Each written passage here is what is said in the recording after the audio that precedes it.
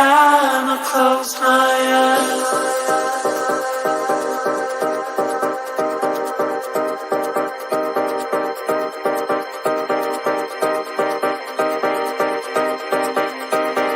Every time I close my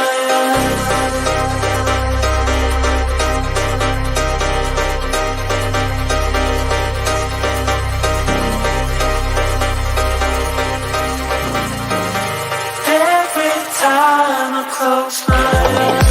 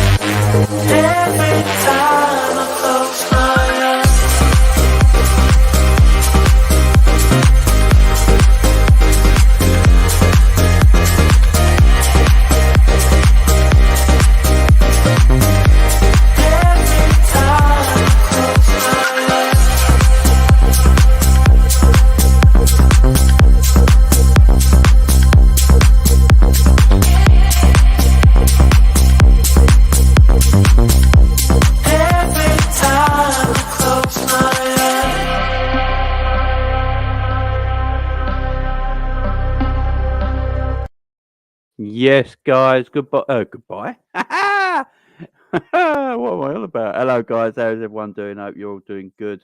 Welcome back to another show. Go do the player ratings from last night's game between Aston Villa and Liverpool. Liverpool won 3-1. I think that was all that happened yesterday. I don't think anything else happened yesterday. Correct me otherwise. I don't know anything that happened yesterday.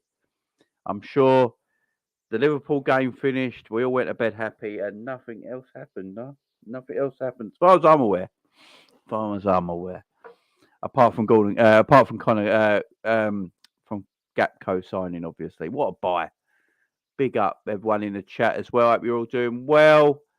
Big hope you all had a good Christmas, good Boxing Day, and now we're in the days in between Christmas and Boxing Day and New Year that no one knows what to do with themselves. These are the days no one knows what to do with themselves. Oh man, it's madness. Big up to everyone. I hope everyone's doing really, really well. Welcome to the show. Don't forget to hit the like button, hit the subscribe button, all the good stuff, guys. I would appreciate it.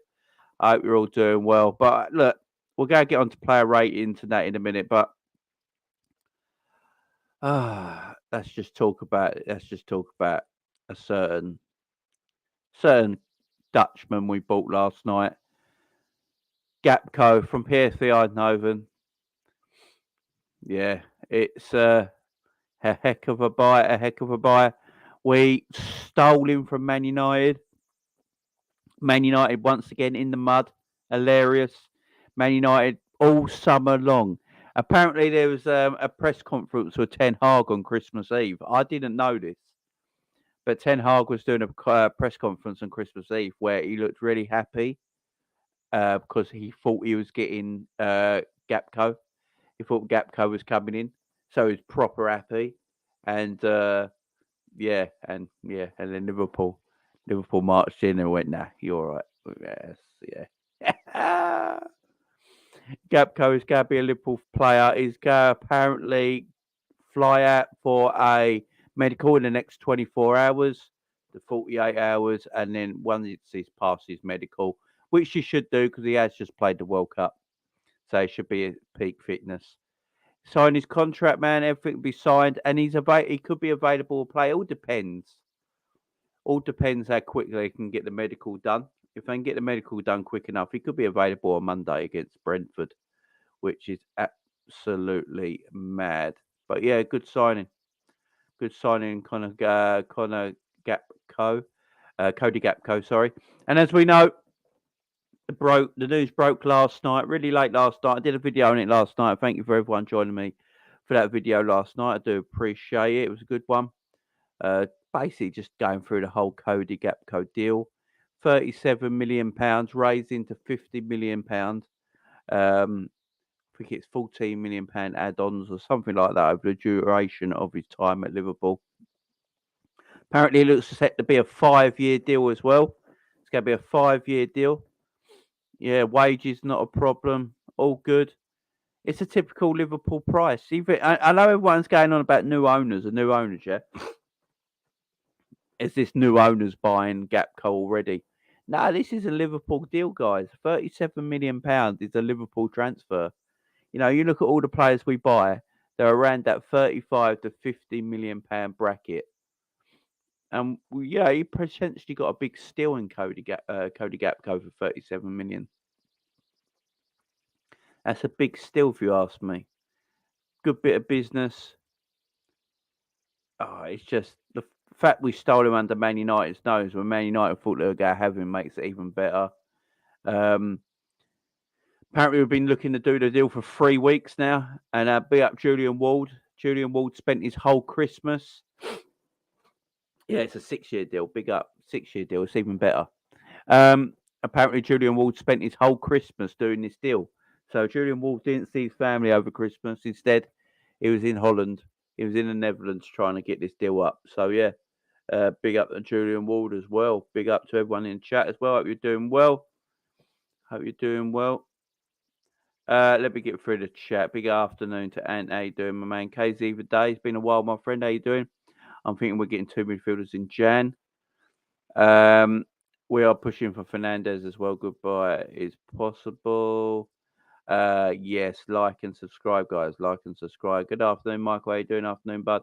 Hope you had a great Xmas weekend. I did. Hope you did as well, my friend. Hope you did as well. Big up John Conway in the house. Firmino is going to leave, says Stephen. Maybe. I genuinely think we are pushing for 2 top quality midfielders in January. So do I. Liverpool work in silence is the best way to do it. I love it. Kadia. Yeah, I mean, we are like assassins, ain't we? We're like assassins in the night. Liverpool have bid for Fernandez. Enzo news breaking. Right, where's this Enzo news guy? Who's breaking the Enzo news? Because if that happens with Gakpo, then this is a heck of a January. Send me it on Twitter, guys. DM me on Twitter if you can.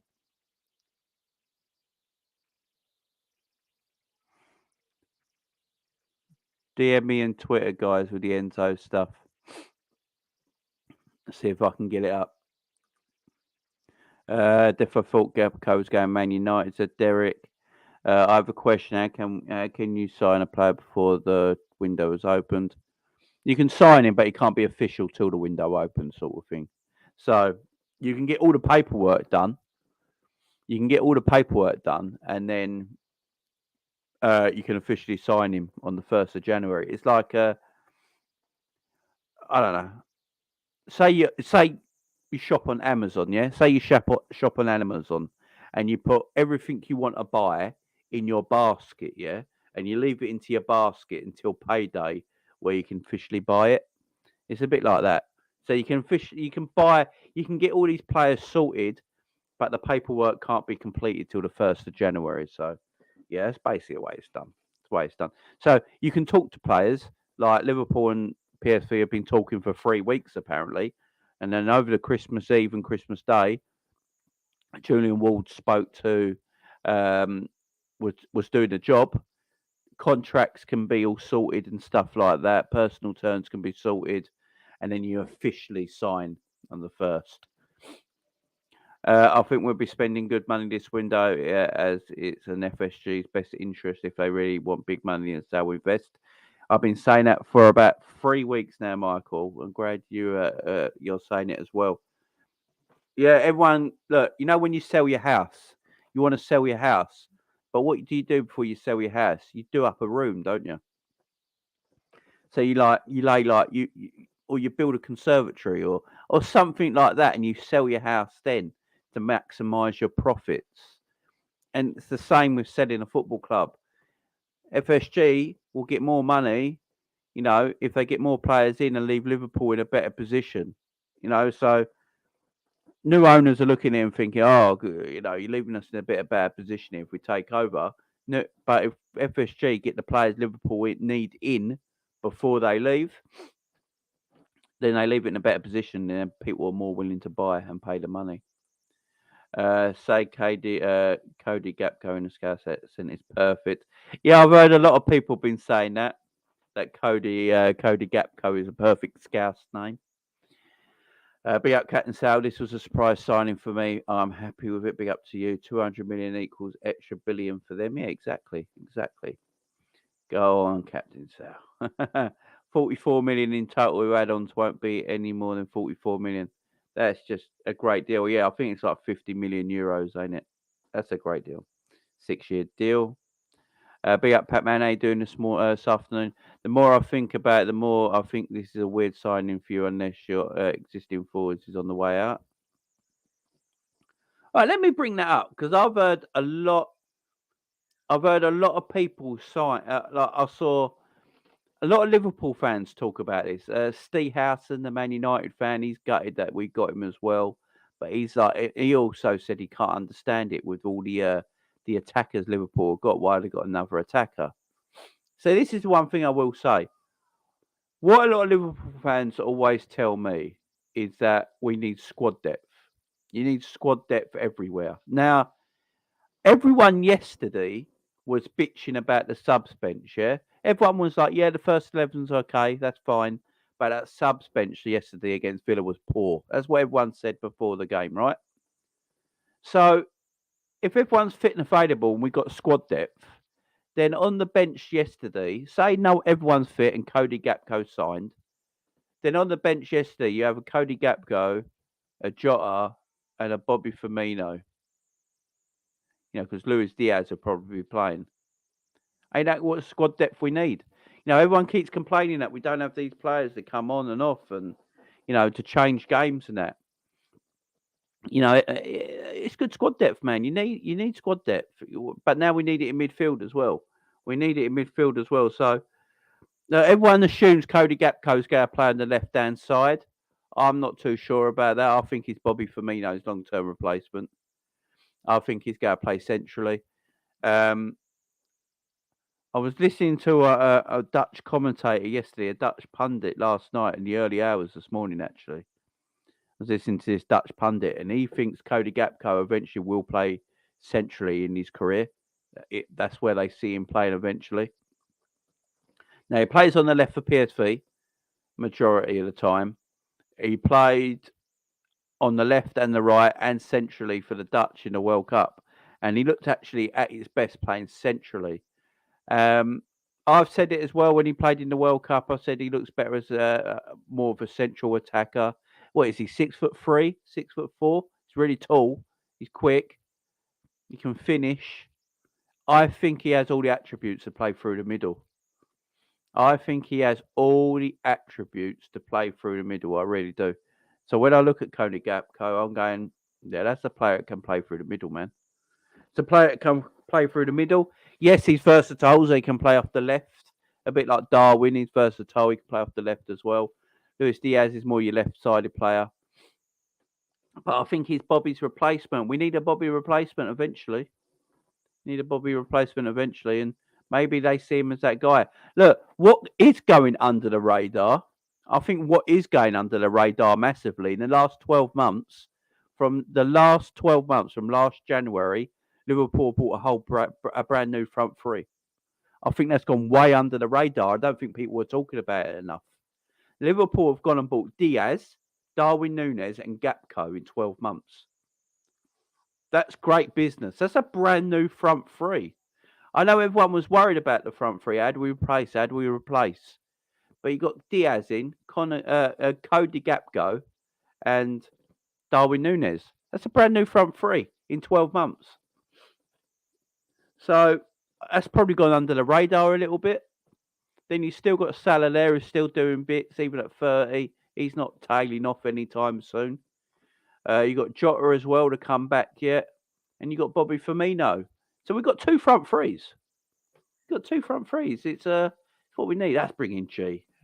So I know G's going to have different views to me, and I love it. How you doing, G? No, I'm all good, man. I actually agree with. Big up everyone, by the way, in the chat, man. Big up everyone. I agree with everything you said. I was listening just before I jumped on, and yeah, everything that you said, I actually agree with literally every single word that you said in regards to Gakpo. I think what everyone's worried about is the you mentioned it before is because what you said was correct. We need the depth. You're right. We all moaned before the Villa game. You look at the subs bench, it was crap. Like, there wasn't really anyone else to kind of come on. And I think, yeah, man, I think we definitely need that kind of depth up top. And I'm not looking, I think with the attack now, you're looking at it, maybe take out Firmino, like next season, shall we say. And maybe if you get in maybe another, maybe Ben Doak might be the guy that they're looking at to kind of fill in a slot in the attack. The attack looks fine. Like, I've got no real beef with the attack. I think it's just more people are just confused now because we were looking at it and we were thinking to ourselves, well, we've been dying for a midfielder for about 2 years now. Your first signing of this window in a season where we're still dying for a midfielder is to sign an attacker. So that's probably a bit more reactive more than anything, just because obviously injuries, Diaz, Jota, obviously being out for so long. So I think everyone's just kind of worried that we're looking at it and we're thinking, are we doing what we usually do, which is we sort out one position, but it's not the main position we need to sort out? Are we, do you know what I mean? Are we actually ever going to sort out the actual position that we need to sort out, which is obviously the midfield? If we do, listen, I think Gakpo's I'm not going to lie to anybody. I've not watched him enough to judge him. So I'm not going to call him rubbish. I'm not going to say he's great. If we go by his numbers look good. But I'm not really a numbers kind of guy. I prefer to just watch the guy and, you'll be able to kind of tell when you've seen him and stuff like that. But in terms of him as a player over since summer, I mean, yeah, he looks all right. Like I've got no real beef with signing someone like a Gakpo. The fee is what I'm looking at as well. I like the fee. The fee's very low risk. Even if he flops, you could sell him probably for about the same amount, if not more. So yeah, I think it's an interesting one, but I think it is more the sheer fact that everyone seems to have now shifted their focus and their mindset that, oh, we need an attacker like today. But a month ago, it was, oh, we need a midfielder. So is everyone still thinking the same thing? Or has everyone all of a sudden now just forgotten about that and just said, yeah, we need an attacker, and now they're excited that we've got the attacker in? But look, as I said, Gakpo in isolation, guys, I think he's a decent signing. I think he's a more well-rounded player than a Nunez. I'm a lot more excited with this signing than I was with a Nunez. So yeah, I'll be very intrigued to see where he plays. And yeah, moving forward, if the strategy looks good and we can finally get in some cover for him on the right-hand side, I don't think Ben Doak is someone I would rely upon just yet. I mean, I know you said that Gakpo can play all these positions and stuff like that. It would be nice if we just got in someone who can actually just play off the right-hand side, to help out with the attack. But yeah, no, I think it's a decent signing. I don't think anyone's going to moan at this kind of signing, to be honest with you. No. Yeah, I mean, a lot of stuff they said there's correct. I mean, when I look at Gakpo, when I look at his attributes, I think Liverpool are looking at him as someone who plays centrally. Because as I said, I was listening to a Dutch commentator earlier this morning, and he said that's what, in the Netherlands, that's what they looked at him in the future as, that central striker. Because what is he, 6'3"? He's tall, he's quick, he can finish as well. So I think they're looking at him as eventually. And as you say, with the left-hand side, I know a lot of people keep saying we're buying left-hand side forwards, and that is like, but I do think they see Gakpo as that successor to Bobby, and I like what they're doing as well, because I've been saying this about Liverpool for a while, that they do this wrong. So we buy players to replace players straight away instead of buying players to replace players in 2 years, which I think is how you should do it. So yeah, I agree. I feel for Darwin, because Darwin came in and basically replaced Mane when Mane left, right? Yeah. That's a big lump on his shoulder, because we know how great Mane was for Liverpool Football Club. Yeah, It was arguably the best left wing forward in world football for quite a while, right? And you replace, and then when it's very difficult. But if you kept Mane, you got Darwin in, and you gave and Mane had another year, that gives Darwin a year to learn, Yes. and break in. And then in a year's time, Darwin will be able to replace Sadio. Yeah. And that's how you do it. So if you, what I'm hearing from Liverpool right now, they want to give Bobby a 1 or 2 year deal, and they're getting Gakpo in. So maybe they're thinking, right, we're going to get Gakpo in. We're going to give Bobby a 1 or 2 year deal if he agrees to it. And then, you've got that transition over a year or two, and Gakpo's only 23. That makes perfect sense to me. And that's how you should do it. Man City do it all the time. Yeah. That's what Man City do. They buy players in that eventually take over and become that star from that player. And I don't think we do that enough all the time. I think sometimes we're too reactionary. We've got to buy one, so we've got to sell one to replace that one straight away. And that's not how it should be done. We need squad depth. Our squad depth last season was excellent because you had Minamino there, you had Origi there, you still had Mane there. We got Diaz in the January, and everyone looking at it was like, oh my God, this attacking squad depth. We had better bench going towards the end of the season. That is how we went all 4 competitions. This season, we let everyone go and only brought in Darwin. So I feel for Darwin because everything's on his shoulders because everyone's looking at him and think, well, you're the player they brought in to win us everything now and score all these goals, but we let Origi go, we let Minamino go, we let Mane go. So I feel for him there. I don't think we did that correctly. I don't mind Darwin coming in, but maybe keep 1 or 2. Don't put everything on one person's shoulders all the time. And I like this with Gakpo, but I actually said this a week or so ago. I said on Jerry James' show as well, that with the injury to Diaz, I think the attacking line might have been the first player we need to buy in because of the injury to Diaz. Because let's face it, if we see him again this season, I think we'd be lucky. Yeah. And you need someone in there, especially the way we are in the league at the moment. We're chasing his top 4 that I think we will eventually get. But, we got Real Madrid in Champions League. You get past them, you're looking at Champions League thinking, we can go to another final here. Especially if you get past Real Madrid. So you need that depth. So Gakpo's a good signing. He can play in the Champions League. But Liverpool need a midfielder. There's no doubt about it. So what I was hearing last night is that Liverpool are very desperate to get Caicedo in from Brighton. That's the player they want. He's good. Brighton wants 70 million, but Liverpool are thinking they can get it down to 50. Now, I think 70 is quite a lot. The only reason he went to 70 is because everyone went after him in the last week of the transfer window, and Brighton were like, "Well, f you guys, 70 million on his head." Money as they should. They have all the right to, and everyone knows Liverpool need a midfielder, but I'm not going to. I'll give up guessing there because I never saw this Cody Gakpo coming in. I thought he was Man United banned the whole way. Same. I thought he was Man United banned the whole way. Ten Hag on Christmas Eve was in the best mood, good spirits, like he's been told it's happening. They spoke about it. He's a player he admires, and he's in proper good mood. And then 48 hours later, he's at Liverpool. I'll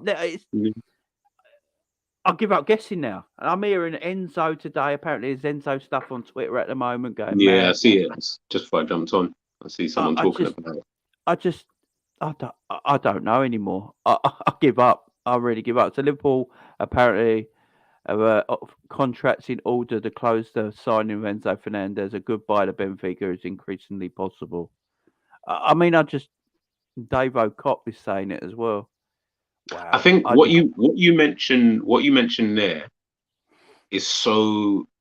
I think that maybe because of the way I've said it in the past, but I 1,000,000% agree with you. There is that Liverpool have not since really Klopp's kind of come in, is that we don't replace these players properly. So as you say, maybe if Firmino does sign like a year or 2, Gakpo's there as well. So you still got the six attackers for next season, moving forward. But you've got your rotation. Players do get injured. We're not, big up, man. You're not looking at like, oh my goodness, if someone gets injured, we're kind of on our feet, like we are at the moment, which is 2 injuries, and all of a sudden we're literally just on our faces, and we haven't got anyone else to, kind of play. And I think Now, okay, you've got the Gakpo deal done. Again, look, January hasn't even come yet. We haven't even touched the 1st of January. So this is all hindsight, and we don't know. We really don't know. For all we know, Liverpool have already got 2 midfielders lined up already, and then they've got Jude lined up in the summer. If that happens, even me of all people, even I'm rubbing my hands and I'm saying, all right, let's get cooking. Do you know what I mean? Like this is what I'm talking about. This is the kind of thing, because you've got to look at it and think, Ox, contract done at the end of the season. Naby, contract done at the end of the season. Milner, contract done at the end of the season. That's 3 midfielders immediately gone. Something that you've joked about before, and I've said it 100 times. I feel like Tyler Morton will come back into this squad in some way, shape, or form and be a part of the squad. We're laughing about it, but honestly, Jamie, I believe this guy he'll just be a part of the squad, like how Bajcetic is. He went to Blackburn on loan for a reason. And exactly. So I think he comes back. Yeah, and I think he comes back in some way, shape, or form. But I listed the midfielders, and I was showing a couple of people. I said, if you looked at our midfield, let's say Fabinho, Hendo, Thiago, Elliott, Bajcetic, if you want to add him in, Jones, if you want to add him in the midfield as well. So what's that? 5, 6 midfielders. If you took that midfield for next season, where do you kind of see that midfield getting us, for next season? By the way, that's just the midfield. Not even talking about the defense, but we'll get onto that another time. But when you look at that midfield, they're going to be a year older so obviously everyone's going to be a year older. For some players, that's a bad thing. For some players, that's a good thing. So Elliott, that's a good thing. Bajcetic, good thing. Jones, good thing, because they're going to have another year of experience. But Fabinho, Thiago, Hendo, another year means another year on their legs. They're all going to be pushing the 30s and stuff like that. How many midfielders do you realistically think Liverpool would need to be able to for us to sit here and say, beginning of next season, before a ball's being kicked, Liverpool are title contenders? How many do you think we'd realistically need to get between now and then, realistically? I think Liverpool needs 7 first-team midfielders, if that makes sense. So, because I want first-team midfielders and I want a bundle of them, because then rotation is decent. Yes. Does that make sense? I don't want rotation to be what you got, that level on the pitch and then that level on the bench, because you got a drop that's too big. So I want 7 first-class midfielders. So the 3 I think should stay and will stay: Fabinho, Thiago, and Hendo. I've got no problem with whatsoever. Right. The problem with them 3 is they play every week because we've got no one else. You don't play them every week, you get you get more out of them, and you get the best out of them as well. Them 3 stay. Harvey stays because he's a youngster. He's going to learn his craft, but he won't play as much football, which will help him grow as well. All right. So there you're 4 there. And then you buy 3 players that are similar to Thiago, Hendo, and Fabinho. And you buy them 3 24, 25-year-olds. Look at what we bought in the attack. They're all 24, 25, 23. That's the age we're looking at. So who's around? Caicedo, Amrabat, Enzo Fernandez, Jude Bellingham. They're the 4 midfielders we're looking at. If we can get 3 of them 4 in, plus keep the 3 we've already got, and then young Harvey as well, and some of the other young guys we got in the academy that actually quite decent. With the strikers we're going to have, that's as good as anything in the Premier League. Yeah, I agree. I totally agree. That goes for it. So they got to do it, though. They got to do it. Now, everyone going on about takeovers. Yeah, takeovers great. It probably will happen at the end of the season, in my opinion. But I don't think it's going to happen now. These deals we're picking up at the moment are FSG Liverpool deals. Gakpo is a Liverpool deal under FSG. Anything between 35 and 50 million pounds is a Liverpool kind of deal. And everyone is shocked how cheap we're apparently getting him, because everyone rates this guy. I was watching Mark Goldbridge earlier, and he's fuming, isn't he? It's hilarious. And but he can't believe how cheap Liverpool getting him. Apparently, Man United bid 60 million. 60 million, and he still didn't bloody go. Well, they offered more than Darwin for Darwin, didn't they? And they did. Yeah, they did. They tried to get Fabinho before we got him. Yeah. Tried to get Thiago. I've said this with the Paul because someone asked me yesterday, do Liverpool have more Paul than Man United now? And I think we do, but there's reasons for it. Liverpool been more successful the last few years. We've got a better manager. Jurgen Klopp factor can't be you. That is a massive factor. You look at managers in the world football at the moment. I don't think Tottenham would have got the players they got in the last year or so if it weren't for Conte. I don't think Kulusevski and all that would come to Tottenham right now in their development if Conte weren't their manager. Harry Kane stayed because of Conte. I don't think if anyone else was manager of Tottenham, I don't think Harry Kane would be there right now. You know, Pep Guardiola at Man City, he can click his finger. He's just like anyone. You know, players want to play for these. Also, Man United, players are not stupid. They're looking at Man United and looking at youngsters that have gone there and players that have gone Man United and their careers are not worked. Sancho's playing with the kids now. You know, Sancho's playing with the kids. Paul Pogba, a fantastic football player, couldn't do it at Man United. Donny van der Beek, who I think is a very good footballer, couldn't do it at Man United. You know, players will be looking at it and thinking, "Do I really want to go there? Do I really want to go there right now?" Gakpo is looking at him thinking, "Like, do I want to go there?" Where I've seen Sancho not work. He might seem himself quite similar to a Jadon Sancho. Paul Pogba never worked. Or do I want to go to Liverpool where Klopp's the manager, my international captain's there, so I'm not going. You know, easy to settle down. You know, what do I? You know, for at the moment, I think it's not. I think Liverpool. I think City have got the most pull in the Premier League because of the money and Pep Guardiola, and then I think it's Liverpool second.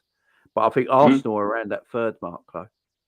Because the way Arsenal playing, they got Arteta, a young coach, young players there. It's London. Yeah, Arsenal and Chelsea, I think, equal with Paul as well. I think they're the clubs at the moment. And look, with Liverpool, they got to get midfielders in.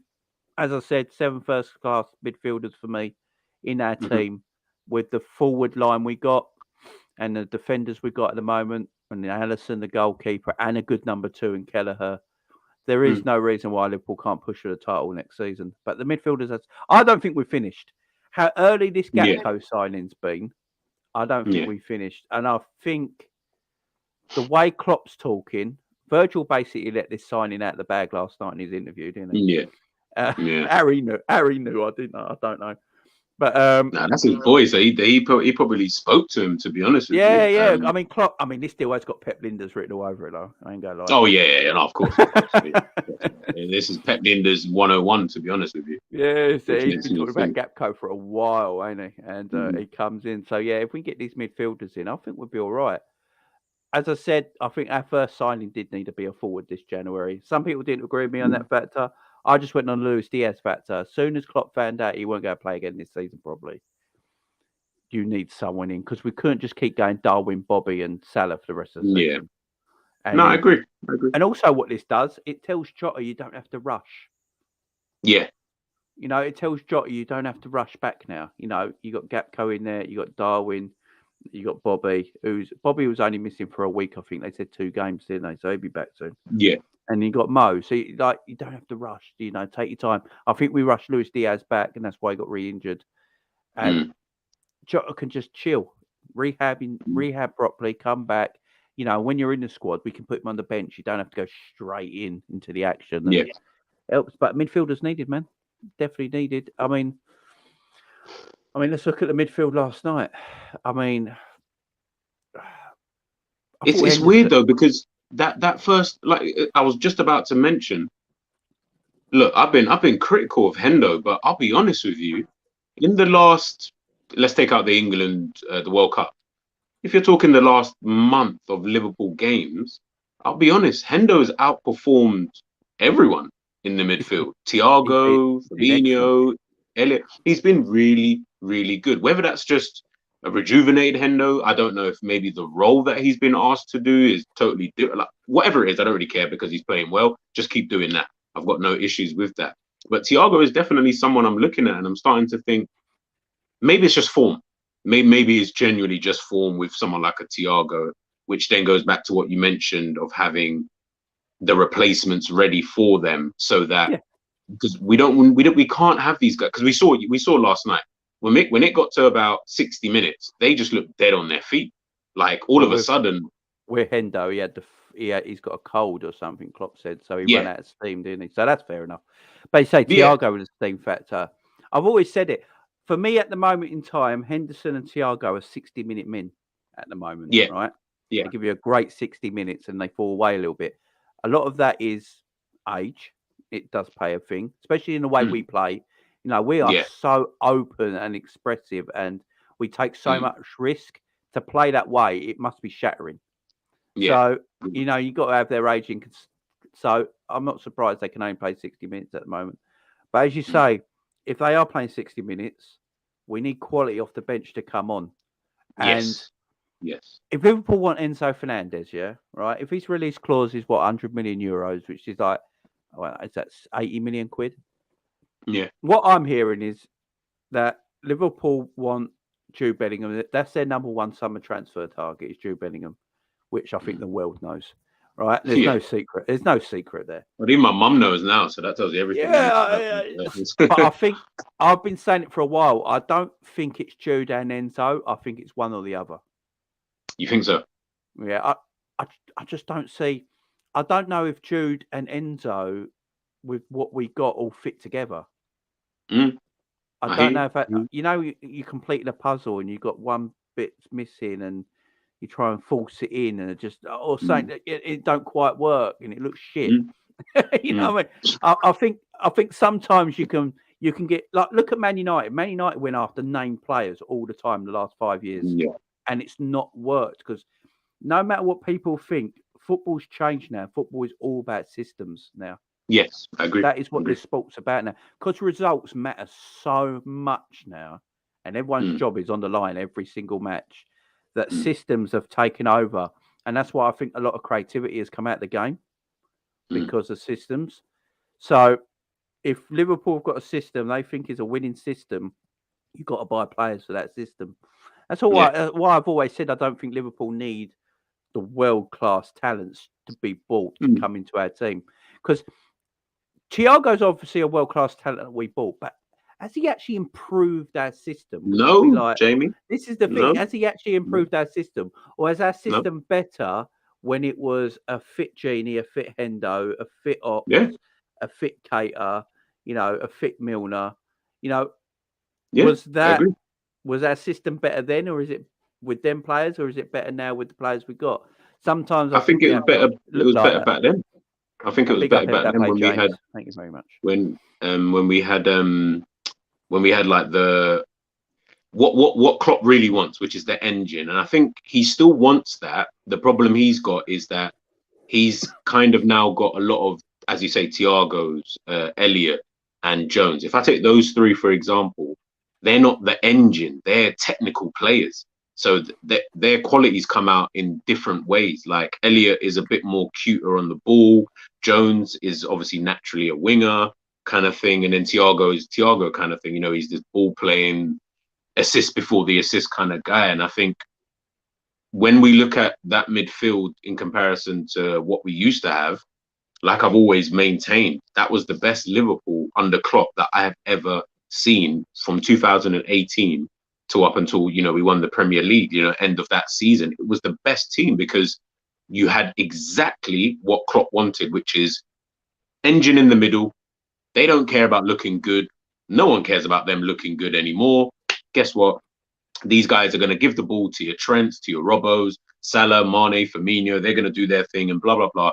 And it all kind of worked. I think where Klopp's I think they've tried to incorporate these technical players, but you can't, they just can't do the job that, you know, Klopp is asking them to do, which my thing is, I've never had a problem with that because the reality is, if you can't do the job, I wouldn't blame yourself too much because you've got other qualities. So Elliott, we get onto Elliott, like, you know, people get onto Elliott and myself included, but I know that Elliott isn't that type of player. He's not the engine in the middle of the pitch. Use him properly. I guarantee I can put all the money I have in my bank account, which isn't a lot. And I guarantee that this guy would turn out to be a lot better in many people's eyes. Thiago, the same thing. Jones, the same thing. You know, I think these guys are just not being used correctly, which is why I do worry when I look at the players that we've been linked with. I'm just like, I'm kind of with you in terms of do you need to buy Enzo and Jude? Could you not just get like Jude, for example, and then as an example, maybe Jude, Caicedo, and like an Amrabat? For as an example, let's say you forget about Enzo Fernandez for a minute and you just got those three. Wouldn't those three potentially work better in this midfield, for example? Or are we looking at it and thinking, as you said, I don't care about the names. The names never really bothered me because, as you said, football's about systems. You can have, look at Newcastle. I mean, what names have they got in their team? And they look way better than half the Premier League at this present moment in time, obviously. But when you're looking at certain players, I'm just thinking there are players out there, I think, who suit Liverpool's style a lot better than, say, your Enzos and stuff like that. And maybe even Jude to a certain degree. And I just think we should be going for those kind of players. And I'm just worried that we're going to go for Jude. And as I keep saying, even though we laugh about it, we'll go for Jude. We'll sign him. I think we'll get him. But then we'll look at like Tyler Morton and Bajcetic, and we'll just kind of continue along that kind of trail. And I'm thinking, now we can get in. Again, these are all examples. I'm not saying specifically get these guys, but like a Yunus Musa, you know, who's going to be a low risk, low fee kind of player.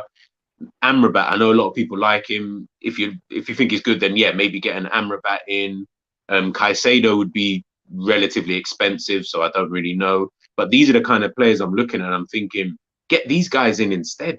Do you know what I mean? Because you can use the money that you might have available for these players now. Get your three midfielders in. Bob's your uncle. You know what I mean? Everyone spoke about James Maddison. They're like, oh, Liverpool should go out. He doesn't suit Liverpool's style at all. He could never come into this team. And where would he play? He can't play centre mid. We don't have a number 10. He can't play left wing. So, you know, where would he even fit, you know, in this kind of squad? Tielemans. I was asking for Tielemans before, but when I think about it now, I'm like, would he really fit into this team now? Probably not. He's not really the kind of midfielder that we need. We do need kind of industrial midfielders who can then allow Gakpo, Nunez, Salah, Diaz, Jota. Like, even when I'm listing these names now, I'm like, yeah, that sounds a bit more exciting going forward. We just need to sort out that midfield. Once you get that midfield sorted, honestly, I do believe Liverpool can go back to what they originally were, which was a team that nobody wanted to face in that midfield. Nobody. I don't care what anybody says. We were like the top two teams in the world of football. Do you get what I mean? Put whoever you want to put top, Real Madrid, Man City, doesn't matter. Liverpool were at least minimum second, if not first at one stage. So it was like, that was with the midfield of Gini Wijnaldum, Jordan Henderson and Fabinho. Name-wise, that doesn't sound too great. But if you're talking about the actual team in itself, you've got the players and you've got the system there, then you can make it work. And I just think, I'm just hoping that we get in the right midfielders. Maybe that's what they're going to do. Maybe that's what they're looking at now. And they're thinking, we can get in these midfielders. We don't necessarily need to go out and sign. That's why I think with Jude, if the fees are too much, I can see us leaving him. But I don't see that being as big of a deal as everyone's making out. I don't see Jude as being like, oh my goodness, if we don't get Jude, we're not going to be. No, I think not getting Jude would just mean that we would actually spend the money maybe a bit more wisely, and we'd be able to get in players that suit the system a lot better, and then we can move forward. And I think we could be even better potentially. Now, I'm not saying Jude isn't a good player, but potentially we'd actually have a better midfield because we haven't had to waste 100-odd million on one player, and then we hinder everything else. But we'll wait and see. We'll wait and see, man. It's going to be so interesting to kind of see this. No, exactly. Big out of Beppe James for the super chat. The fight with Bellingham was between Liverpool, Real Madrid, and PSG. Yeah, I honestly think Liverpool are in front of everybody for Bellingham. Liverpool have done so much groundwork on him, and I agree with everything you said there with the Bellingham thing. What I think with the Bellingham, because I do think we'll eventually buy him. I do think it's going to happen, and if Liverpool do get the Bellingham field done over that, I think that's a summer transfer. You don't buy players like that in January. That's a summer Cool. That deal, if that happens in the summer, what that is low is a statement signing to the rest of the world. Because, you know, you look at publications all over the world, especially when the World Cup was on, you know, Spanish publications, French publications, you know, German. They're all talking about Jude Bellingham as this next superstar. Everyone loves him. And the way he's mature for a 19-year-old. He doesn't, when you look at him play, you don't go, that's a 19-year-old kid. It don't cross your mind. And it's a statement signing from Liverpool Football Club if they can get him through. And, I don't think it changes the way we play too much in midfield as well. Because when I watch Jude Bellingham play, he's a ball carrier. He can go box to box. He can defend well. He can attack well. He's sort of like good at everything, but not a master of something, if you know what I mean. Yeah, And jack of all trades. Yeah, but he's very good at it, and he's only 19, and he's a step above, and he would suit our midfield more than Enzo probably would for me. Enzo's more Probably of a technical player who likes time on the ball. See, I've not seen that Enzo in the World Cup. When I saw Enzo getting pressed a little bit, he got a bit, gave the ball away a bit, got caught under pressure. Yep. The Premier League is press, man. It's not like any other league. You don't get time on the ball that much. That's why Thiago took a while to settle in. He even spoke about this himself. In Germany, he played in a pivot, double pivot, had plenty of time on the ball to pull the string. And Thiago's got time on the ball. There's no one you want better on the ball. Of course. You know what I mean? But in the Premier League, you don't get that time. And would Enzo Fernandez be good under pressure? That's my worry on that. With Bellingham, I think he'd be all right because I've seen him play enough to have a conclusion about that. So the Jude Bellingham thing, I think, will happen. That's why in January, I think we're going to go for players, that names of players in January people might not want. But as I keep saying, you've got to remember, as you've said already, it's about the system. And when we won the Champions League and the Premier League back-to-back them 2 seasons, as you said, we was arguably the best team in Europe. All right, maybe second or third at a push, but no lower than third. There's no doubt about that. We were tremendous. I'll say no lower than second. I'll be honest. Yeah. I rated us that highly. We were tremendous. But then you go and look at our midfield against Bayern Munich's, Juventus's, Real Madrid's, Barcelona's, Man City's, even Chelsea at the time. For player to player, was it actually better? Probably not. But they had quality. These are not dead footballers. I think what football fans do a lot is like, oh, Jordan Henderson, dead footballer. He's actually a good footballer. He is. He's not a shocking player. He's actually a good footballer with some quality. Because as I keep saying, you can't play what we play and be a shit footballer, because it does stand out if you're not good enough the way we play. Yeah. You get a player that comes in who ain't quite the level, they stand out massively at not being the level. So you've got to have something about you. And, as I say, you just get these players in. It don't have to be big names, man. Caicedo, some people might be like, no, I don't want him. I'd rather, if we're going to get a midfielder from Macau, I can see it now. We buy Caicedo this January. There'll be fans out there who'll be like, why aren't we going to got McAllister instead? Do you know what I mean? You got to get that. And he's like, I just don't see. I think McAllister's a very good player, but he don't know. He's got. Does he really fit into what we're trying to? He'd look great in Spanish football, in my opinion. He'd look tremendous in Spanish football. I could see him at Barcelona, man. I think he'd look great in Barcelona. He's a player who goes into like a. I know we keep talking about them, but he goes into like a City team. You'd automatically be like, oh my goodness, he looks good. But I was like, yeah, of course, because they don't require an engine in midfield like the way we do. So his qualities are gonna, as you say, they're gonna come out on show. Where we need an engine and just industrial. That's why I feel like there's a lot of players that we are linked with. Jesus Christ, we're linked with every midfielder you can think of under the sun. But the ones who are, would I say, more concrete, some of them I'm looking at and I'm thinking, would they really fit? You know what I mean? Like, are they, really? You could play Gakpo in the 10 behind Nunez. I big up, by the way, the Devils United. I don't see that. Honestly, I think that Gakpo will be the centre forward. I agree with Jamie. I think Gakpo is the centre forward that they're looking at, who can play out wide. And Nunez, because of what he's shown this season, I think he operates better. And when you've got 3 players who can move around, like a Gakpo, Nunez, Salah, if all 3 of those guys are moving around, I mean, they're not going to stay in one position anyway. But I think when you've got those 3, I think Nunez on the left, Gakpo in the middle, Salah up front. For me, that would be a better forward line than having. You wouldn't want to be a defender, would you? No, hell no. What, coming up against, like, listen, I cost Nunez all the time, but I'll tell you right now, if I had to come up against a Nunez as a right back, I'll be shitting myself, because the reality is he could probably burn, give or take, every right back in the league at this current moment in time. I can't think of any other right. Maybe pace wise, Kyle Walker, and even then, I think he'd burn him. I think he goes past. He's ridiculously quick. Yeah, but do you know what I mean? And then you've got Gakpo. I think with a Gakpo, from what I hear, he's 6'4". Yeah, 6'3", 6'4". He's very tall. Yeah. He's tall. He's quick. He can get in the end of things. Darwin's 6'2". No. But this is what I'm saying. Players. Yeah. And this is what I'm saying. I think with Gakpo, he's just a bit more well-rounded, so he's not going to look as clumsy and all that kind of funny stuff that we all talk about. But with a Gakpo in the middle, finishing, on the end of a Nunez run and stuff like that, now you're looking at the attack. As you said, we're buying taller players, bigger players, and stuff like that. Klopp's like, all I care about is, as long as Liverpool are moving in that right direction, I've got no beef with who they go out and sign. Like, sign whoever. I don't really care. If that player can fit into the system, let's go. No, I would not take Jack Grealish at Liverpool. No way. No way. Sorry, man. I appreciate it, man.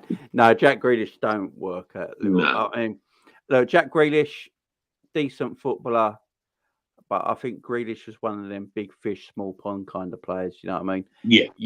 He needs to be in a team that's about him, where he's the star. And unfortunately, I don't blame him for going to Man City. I would if I got the opportunity. Do you know what I mean? Yeah, of course.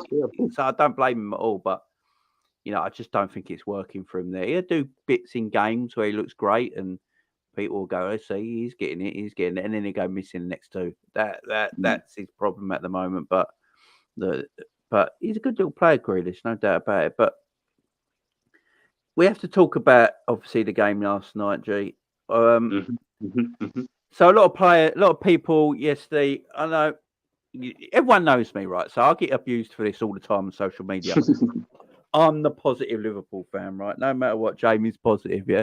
I can't help myself, right? I just am. It's what I am in life. I don't try and get down on things, Try and keep up, try and stay as positive as you can, right?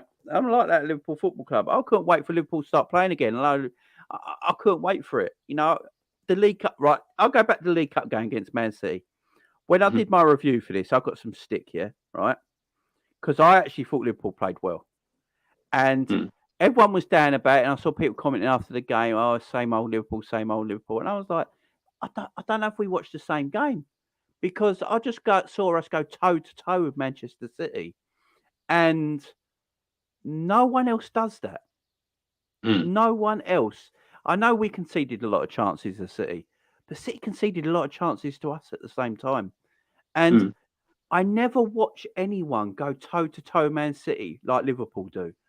And they continue pressing City. They continue playing the high line against City. They continue going at City. Like Jamie Carragher said in the game, commentating, arguably that was a better 90 minutes than the World Cup final as a match. Because the World Cup final really kicked on after France scored in the 80th minute. Yeah. And then it got good after 120 minutes and become unbelievable. But it's a 90-minute game. I still I know Liverpool is 6th in the league at the moment. People go and think, "Oh, Jamie, what are you chatting about?" I still think Liverpool and City are the two head. I know Arsenal are doing so well, but I just think Liverpool and City are still the two best teams in this country.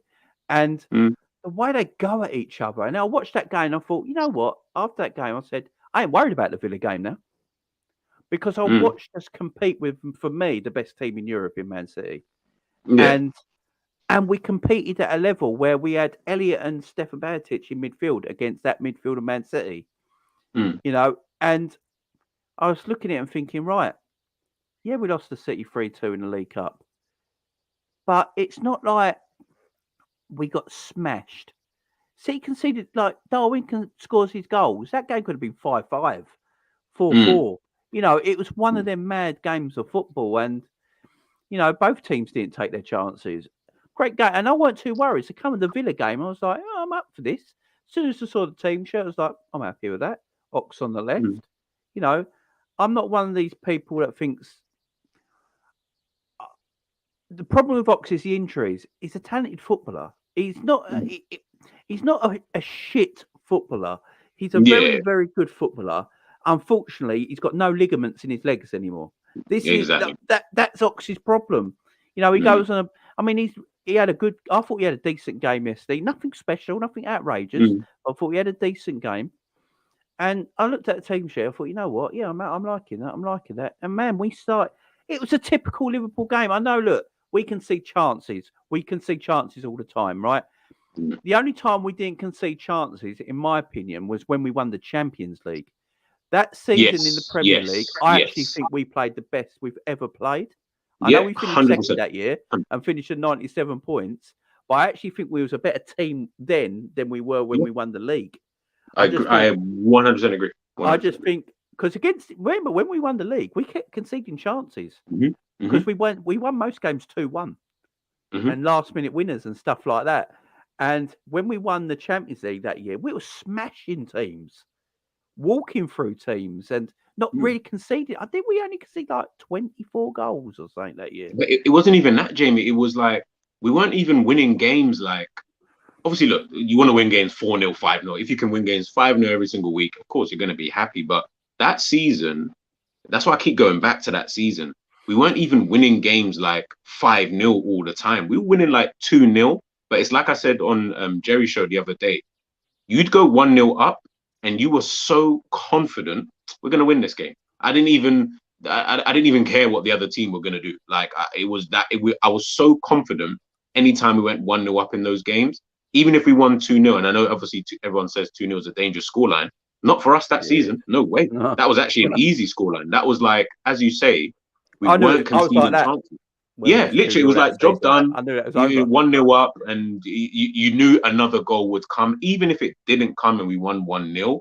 I don't know if we did that much that season, but if we did, it was like you just weren't worried. And as you say, for me, that has been the sole best season in terms of performance wise that I've ever seen from Liverpool. In regards to last night, the Villa game, I think the problem that we've got is that it's as you said, we're conceding so many chances where we've got Ali in goal, which will always save us like 100 times. Like he will save us, time and time again.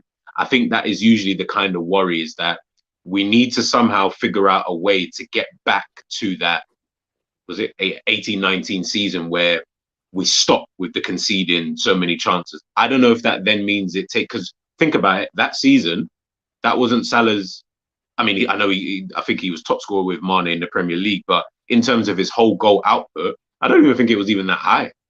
From what I can remember, I might be wrong. So yeah, I might be wrong, but in terms of that season, Salah wasn't blind. Like there wasn't one outstanding player in my opinion. I think Salah and Mane were kind of relatively equal. Mane probably performed a bit better than Salah in terms of what he how he performed in that season. But Yeah, he got 19 goals that year.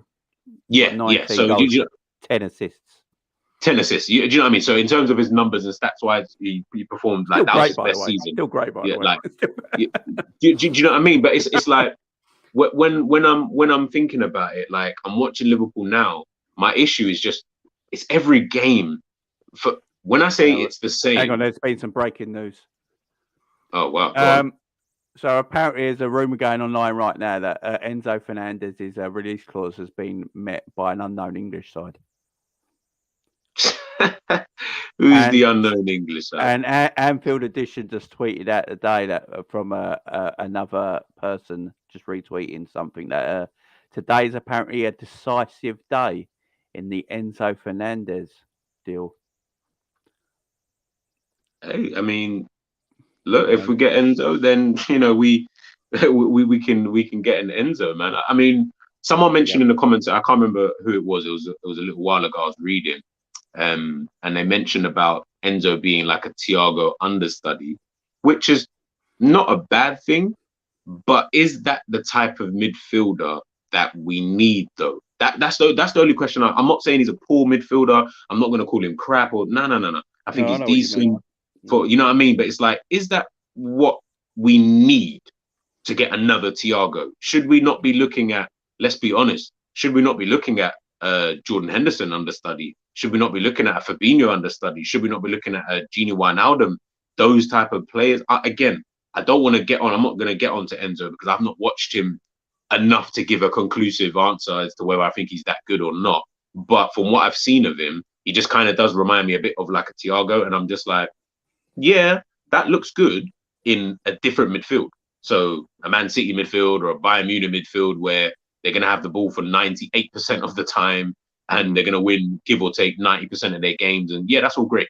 But when you're playing for Liverpool, is that kind of what we're looking for moving forward? Again, that's just to kind of ask, we need to start thinking about the type of midfielders that we need, you know, in this team. Because as I go back to last night, when I'm watching the game, I'm just like, we're conceding so many chances purely because we don't have the players who can do the role that Klopp needs them to kind of do. So yes, we might not, Villa only scored 1 goal. I mean, on another day, Villa scored 3 goals, and then we're looking at a completely different kind of game. We probably outscore them anyway, but we're looking at a completely different game. And I just think that's where we're just lacking, you know, at the moment. Yeah, I agree. I mean, who helps us more? So in January, before I get to that, big up James as well for the super chat. I appreciate it, my friends. I think you're right. We play attacking and very open, but I think Klopp and the team like the game open like a basketball game, which favours Liverpool if it's open. Yeah, I think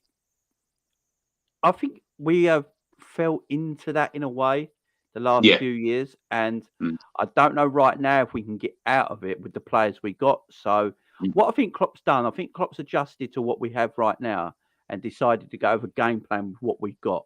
Now, if we are after the Enzos and Bellinghams of this world and players like that, maybe we are thinking about evolving and changing, you know, Potentially. in a way we play. Because there was a period where we started to play this slow possession-based football, weren't there?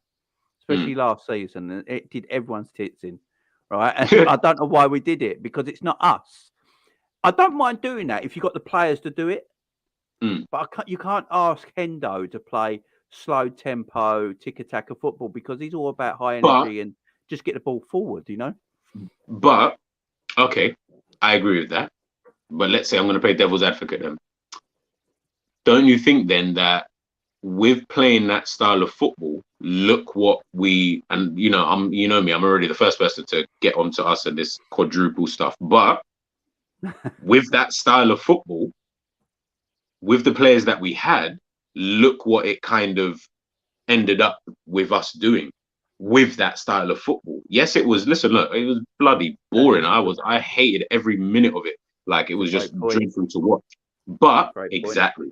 We were getting the 3 points. We were getting through games sluggishly, but we're getting through the games. And it ended up with the team going so far in what they were trying to achieve in terms of getting the 4 trophies, blah, blah, blah. So to then switch it back to this now in terms of Klopp saying, like you saying that, like, you know, Klopp's adjusted to what we're trying to achieve now and with the players that he's got, I'm looking at it and I'm thinking, I almost feel like he's trying to, yes, maybe he is trying to actually change the way that we play, but with the players and injuries and stuff like that that has then happened, it's kind of messed it up at points where maybe he was like, oh crap, I wanted to play this guy and then he's got injured and I can't do this and I can't do that, so let me revert back to type. But then if he reverts back to type, because he knows the players know what to do, but they can't really, it's just like they can't really do it. So I'm just like, you need to figure out a way that the players that you've got available, it's a system that kind of works for them. I don't know what system that is. For me, the only game that I can think of where for 90 minutes solid, the team played in a way that was good was probably the City game. Every other game, if you think about it, Tottenham away, good first half, second half, they just fell away. It just went to just shits after that. I don't know what happened. Team just got tired because they couldn't really keep it up. But City game, that's the first time or the only game I can think of where intensity was on 100 for like the whole game, like from minute 1 to minute 90. Do you get what I mean? Yes, Man City had their chances. And then there you go. It must be a mindset. You know, the thing is, though, look, I'm an older man as well, 40. So there is a thing where when you're tired, your mind don't work as well as it did, if you know what I mean. And when you look at our midfield, especially our area, that pitch, you know, Thiago's 30, what is it? Thiago's 30, or, 31, 32 for Hendo. Fabinho's 29, but 10 years for Klopp years on top. Yeah. There's players there that have played a lot of football as well over the last 4 or 5 years, non-stop. So they're just shattered. And when you're shattered, the brain don't work as well. And you got to keep, that is a very important thing. You got to keep everything fresh, man. And that's why we need players in that area. And like I said, this is what I'm going to say now. This January for Liverpool Football Club, the way we play under Jurgen Klopp, the system he has in place, who would be better this January for us going to the end of the season? Caicedo or Enzo Fernandez?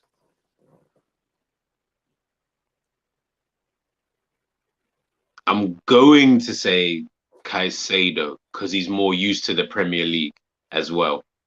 Yeah. I don't think he's already accustomed to how the Premier League is, so he doesn't need to worry about having to try and adjust necessarily, only really to adjust to the tactics being told. But it'd be like signing, it'd be like if you ask me who would you rather get right now, Declan Rice or Enzo, I'll probably say Declan Rice because he'd come in straight away and he wouldn't need to really bed in. He knows the league. He's already up to speed with the league. He isn't going to need 6 months to get used to it. He just needs 6 months to get used to what Liverpool want him to do. As opposed to Enzo, he's going to need 6 months to get used to what Liverpool need to do. Maybe another 3 months to get used to what, the Premier League is all about kind of thing, if he's good enough kind of. So it's a tricky one. But again, he's a decent player. I can't say he's a rubbish player. No, exactly. Big up, John. How are you, mate? Big up, man. You there, John? John. Right. I think he's muted at the moment. But yeah, no, I agree. Sorry about that, mate. Sorry about that. I'm all good. How's you? Hope you're well. Yeah, yes, sir. Hope you had a good Christmas, man. Oh no, same yourself, mate. Hope you had a very outstanding Christmas. How are you, man? So, how are you doing today? Mate, I'm all good. I'm still buzzing off the scene. Yeah, I had you on the video last night. You said you was still buzzing on. Gakpo's in. Who's next? Jude Bellingham. Well, here you go. So there's a lot of things going around right now. I'm just looking at Twitter right now. Apparently, Benfica are saying Enzo Fernandez will leave this January. Oh. Reports coming out of Portugal that Enzo Fernandez will leave this January. He's just gone back to Benfica today, apparently, to talk things over. I mean, if we get Enzo Fernandez and Gakpo in 1 month, I mean, I've been saying this for a while, right? When you want to sell a house, you don't leave it in the state it's in, do you? You always I'm going to build a conservatory. I'm going to do up a room and spend stupid amounts of money on the living room and all that. So when people come in, they're like, I'm going to maximise the profit I can do. This is what FSG are doing. They're going to sell Liverpool Football Club. No one worry about it. They're not going to buy these players and go, you know what, I'm going to decide to stay now. They're going to sell Liverpool Football Club because they got other things they want to do, right? But all they're doing is maximising their profits. Because if owners are looking at it right now and thinking, right, there is a lot of work to do in these areas. So I don't want to buy Liverpool for that much money. I want to get a cut down price because I'm going to have to invest so much money. And FSG are like, well, I don't really want them to do that. So if we invest the money in, we're not going to lose any money because I'm going to get £3.5 billion back, in a few months' time. So it's not the end of the world. Let's invest this money on this now and maximise our profits and get more for the sale of the football club. I think I think that's what's going on there. That's the only thing going on there. And I think it will help us. It will help as well. Sorry to cut you like that, Jamie. I think it will just agree with what you're saying. I think it will help as well because remember. Cool. Let's forget even the sheer fact that it will boost the club's profile and stuff like that. I'm not even looking at it from that angle. I'm just looking at it. It will actually help us in the league, in the Champions League. These things can, and you never know what that then does. Look, I don't think we'll get past Real Madrid, but let's say that we get signings in that help us get past Real Madrid. All of a sudden, as you said, you get past Real Madrid. Now you're looking at potentially winning the thing. Potentially, this is all hindsight. Or in the Premier League, you get better players in. Now the team's functioning. Now the team's, moving as more of a cohesion, more of a unit. All of a sudden now, everything just looks a lot more different than it did before. So, who knows? Who knows what's going to happen in the future? It is super interesting to see what Liverpool do next. Very, very interesting. Yeah. Go on, John. What are you going to say, mate? Sorry. To me, there's too many links going about with Enzo Fernandez. Way too many links. So, in my opinion, there's no smoke without fire. Something's happening with this guy. And is it going to be with Benfica now saying he will leave in January? That to me says there's only one club he's going to go to, and that is Liverpool. I know there's been links to Man United, but is Enzo Fernandez really going to choose Man United over Liverpool at this moment in time? I don't see that happening. Let's be honest. If you have Man United and Liverpool in free, who are you going to choose? Who's the more stable club at this moment in time? Yeah, it'll be Liverpool. Who's the club that you're probably more chance of winning trophies at? No, to me, that's Liverpool. So I don't know what you think, G, but personally, I don't see Enzo Fernandez going to the Man United. If he's coming to the Premier League, there's only one club he's going to go to, and that's Liverpool. I think what you said there about the only thing I'd have to, not even rebuttal, but the only thing I would say was, I know there was a bit of links, but like it will like talks and stuff, but when we look at Liverpool, look at the way that we do our business in terms of Cody Gakpo. And look, we're not stupid. We all know at the end of the day, yes, I know the news broke last night, but we've probably been speaking with Gakpo prior to this and agreed things from a long time ago, but no journalist in the world is going to know what's going on at Liverpool because of how we do our business. And when I hear all of these links with like an Enzo, it does start to make me think, are we actually going to sign this guy? Because I feel like we don't sign the guy that we always think or that we've been linked to for so many. Jude will be the only exception. That's why I'm like, Enzo, maybe it was another club who, I don't know. I mean, I wouldn't mind him. I just think Liverpool are likely, I could see Liverpool not signing Enzo, but then going for someone else like an Amrabat, for example. And that will be the next deal kind of thing. And it'll be like, okay, cool. Because that's just how we kind of do our business. But same time, who knows? Like Liverpool, let's just wait and see. I'm just intrigued to see what happens next. That is my big thing with Liverpool. I'm just reading here. Apparently, Man United are not going to buy anyone in January. They're only looking for loan deals. Yeah, I saw that. Man United ain't got the money. Yeah, they spent too much in the summer. Yeah, they spent so much in the summer. They can't spend that much on a player because of FFP. Unless they're going to start selling. You've got to remember how much Man United have spent the last 3 years without selling anyone. So they can't actually spend. And Liverpool can because we don't spend no money. Yeah. So, Liverpool got more. If we get this if Enzo Fernandez and Gakpo get done this January, that's ridiculous. You know what it is, Jamie? It's what you said before. It just shows it shows the intent. And I think that worries teams a lot more than the actual, would I say, players themselves, because like, as much as I might cuss Liverpool, the reality is you add a few decent players to the team kind of goes up a notch.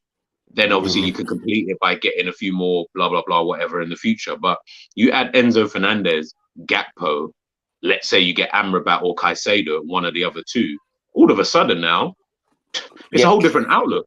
All of a sudden, summer, you're just like, all right, let's get Jude in, get rid of your Oxes, your Nabbies and whoever. All of a sudden, Liverpool already moving in that direction, all like out of nowhere kind of thing. And all of a sudden now teams are looking at Liverpool and thinking, shit, these guys have just all of a sudden gone from Harvey Elliott, Bajcetic starting in midfield to Enzo Fernandez, Jude Bellingham and whoever starting in midfield. And they've got Cody Gakpo and they've got Darwin Nunez and they've got Luis Diaz, Diogo Jota, Mohamed Salah, Robertson. Like all of a sudden now, teams are going to be bricking themselves because there's only a finite amount of good players out there in the world. So you can't get all of them. Do you know what I mean? So who else is anybody else going to get? Arsenal are looking at that player from Shakhtar for about 60, 70 million. I don't know enough about him, but that's a lot of money to spend on a guy that you probably only watched about 3 times in your life. Do you know what I mean? And is he going to be good enough? Man United, all of a sudden now, Liverpool taking 2 of your targets. Who do you sign? Do you know what I mean? The only team I'm probably looking at with any real like worried about is probably City and Newcastle. Newcastle because they got the money to go out and buy Mbappe, and City because they're City. But that's about it. I'm not really worried about anyone else. I'm actually not even. I'm not that worried about either of them 2 teams. Yeah, I get. Yeah, I feel you on that. The reason I say that is because I don't think Newcastle can attract the kind of players worry us. I get them. Yes, they may have money, but are them kind of players going to want to go to Newcastle in the moment in time? They've got a good team though. They've got a good team. They do have a good team. Yeah, 100%. But they, at this moment in time, they cannot attract the big players. Yeah, agree. To be able to worry me. In terms of City, yes, City can attract these big names, of course can. And they have the money to do so. But we've shown with a good team, we're able to compete with Man City. And we're actually able to do one better than Man City. So with a few players in the right positions, we're back up there. Yeah, no, it's true. I mean, it's so true. I mean, like, the Enzo deal. We'll keep our ears out about this. This could be one that rumbles all day. So let's keep our eyes open, guys, on that one. But what I want to talk about the game yesterday. I want to do the player ratings. So let's get these player ratings done, guys. Right, let me share this with you guys. So this should be a fun one to do. It's always good doing player ratings when we actually win a game. Let's get this up. There we go. Let's make it a bit bigger. People can actually. Where'd you get the ratings from? Where'd you get this from? This is Anfield. Oh, I was always wondering on their website. So Alisson Becker, guys. Alisson Becker. What were we rating Alisson Becker yesterday? Couldn't do anything with the goal, obviously. It's a weird one. It's a hard rating because he didn't actually do a lot, did he? No. 6 maybe, but not because he played poorly, just because he didn't really do anything. I would see this is one part where I get where you're coming from. I do. But if a keeper doesn't do anything in the game, then sure the keeper should be rewarded for that. Because then that means he's did his job. True. He had a good one-on-one save, didn't he? Which is, which he always. You don't want your keeper doing anything in the game. You don't want to see your keeper doing anything. Very true. Very, very, very, very true. So I would give him an 8. Yeah, you could. I agree. It's tough when it comes to keepers because I never know what to give them. If you don't do anything, it's like, do I give you a high score? It's because a hard you didn't one, ain't it? do anything, It's but then a high score might be a bit unfair because you didn't really. These are the averages here, 7.7. So if we just go 7, it's basically what everyone's giving Alex. Yes. Robbo, I'll give him what are we talking about? Robbo, he's now, what is he? He's got 54 assists at fullback now. He's just taken the record, ain't he? And that record's only going to get bigger and bigger and bigger, by the way. So, what we're giving Robbo. I thought Robbo looked decent yesterday. I think his crossing was excellent. That assist for the goal, I don't think it's been highlighted enough because I didn't realise when I was first watching it live, but it was outside the foot, wasn't it? Yeah. Was it up there? It was a dark little pass. That was filthy. That was filthy. Defended decently. I'll give him a 7. I'm going to be a wee bit biased because he is Scottish. And he's a quality player. For me, it's a 9. 9. There's a 9 in the chat. Guys, in the chat as well. Get your ratings in the live chat as well for all the players we're sharing that as well. I would sell for 8.5, but 8, 9. I mean, I don't know if I can go as high as a 9. I can go 7.5 Angel, pen off 8. Yeah, I'm around that 7-8 rating. I'll Yeah. settle for an 8, but he gets no less than an 8. I love it. Biased because he's Scottish, says the Irishman. Yes. I mean, I live in Scotland. He lives He's in my son's Glasgow. favourite player. I have to be biased. Big I up think, Bailey, it's I don't know. I felt like he was decent, but there were moments in the game where I was like, your defending it's almost like you're just getting caught out a little bit too much in the game, and it's just not helping for what we needed at that specific. When Villa were like really on top, I felt like the fullbacks were kind of getting a little bit bombarded a bit, and the Villa were trying to utilize that a bit. That's why I've gone 7. Yeah, 7 years. That's why I've gone 7. I'll rate going. What I do, I rate all the substitutions at the end. Matip. Whoa. Hold on, Jimmy. What? How the hell did Rob go from 8 to 7? I'm going 7. I thought he was decent. What's majority of the comments say? Well, it's my channel. Come on, Jimmy, come on. It's got to be an 8. I guess he gets the final say. Be an 8. They've given him like a 7, 7.5s, 8. It's between 7 and 8, and it's between 7 and 8. I can't put a 0.5 on here. If there was a 0.5, I'd go 0.5. Oh, they don't do points. Oh, okay. No, there's no decimal. But I'll go 7 point. I would go 7.5. I'll go 7 because I can't put a point on there. Joel Matip. What do you think of Joel Matip's performance yesterday? You can't put 0.5, you said, innit? No. I would have said, I'll give him 7. Yeah. Yeah.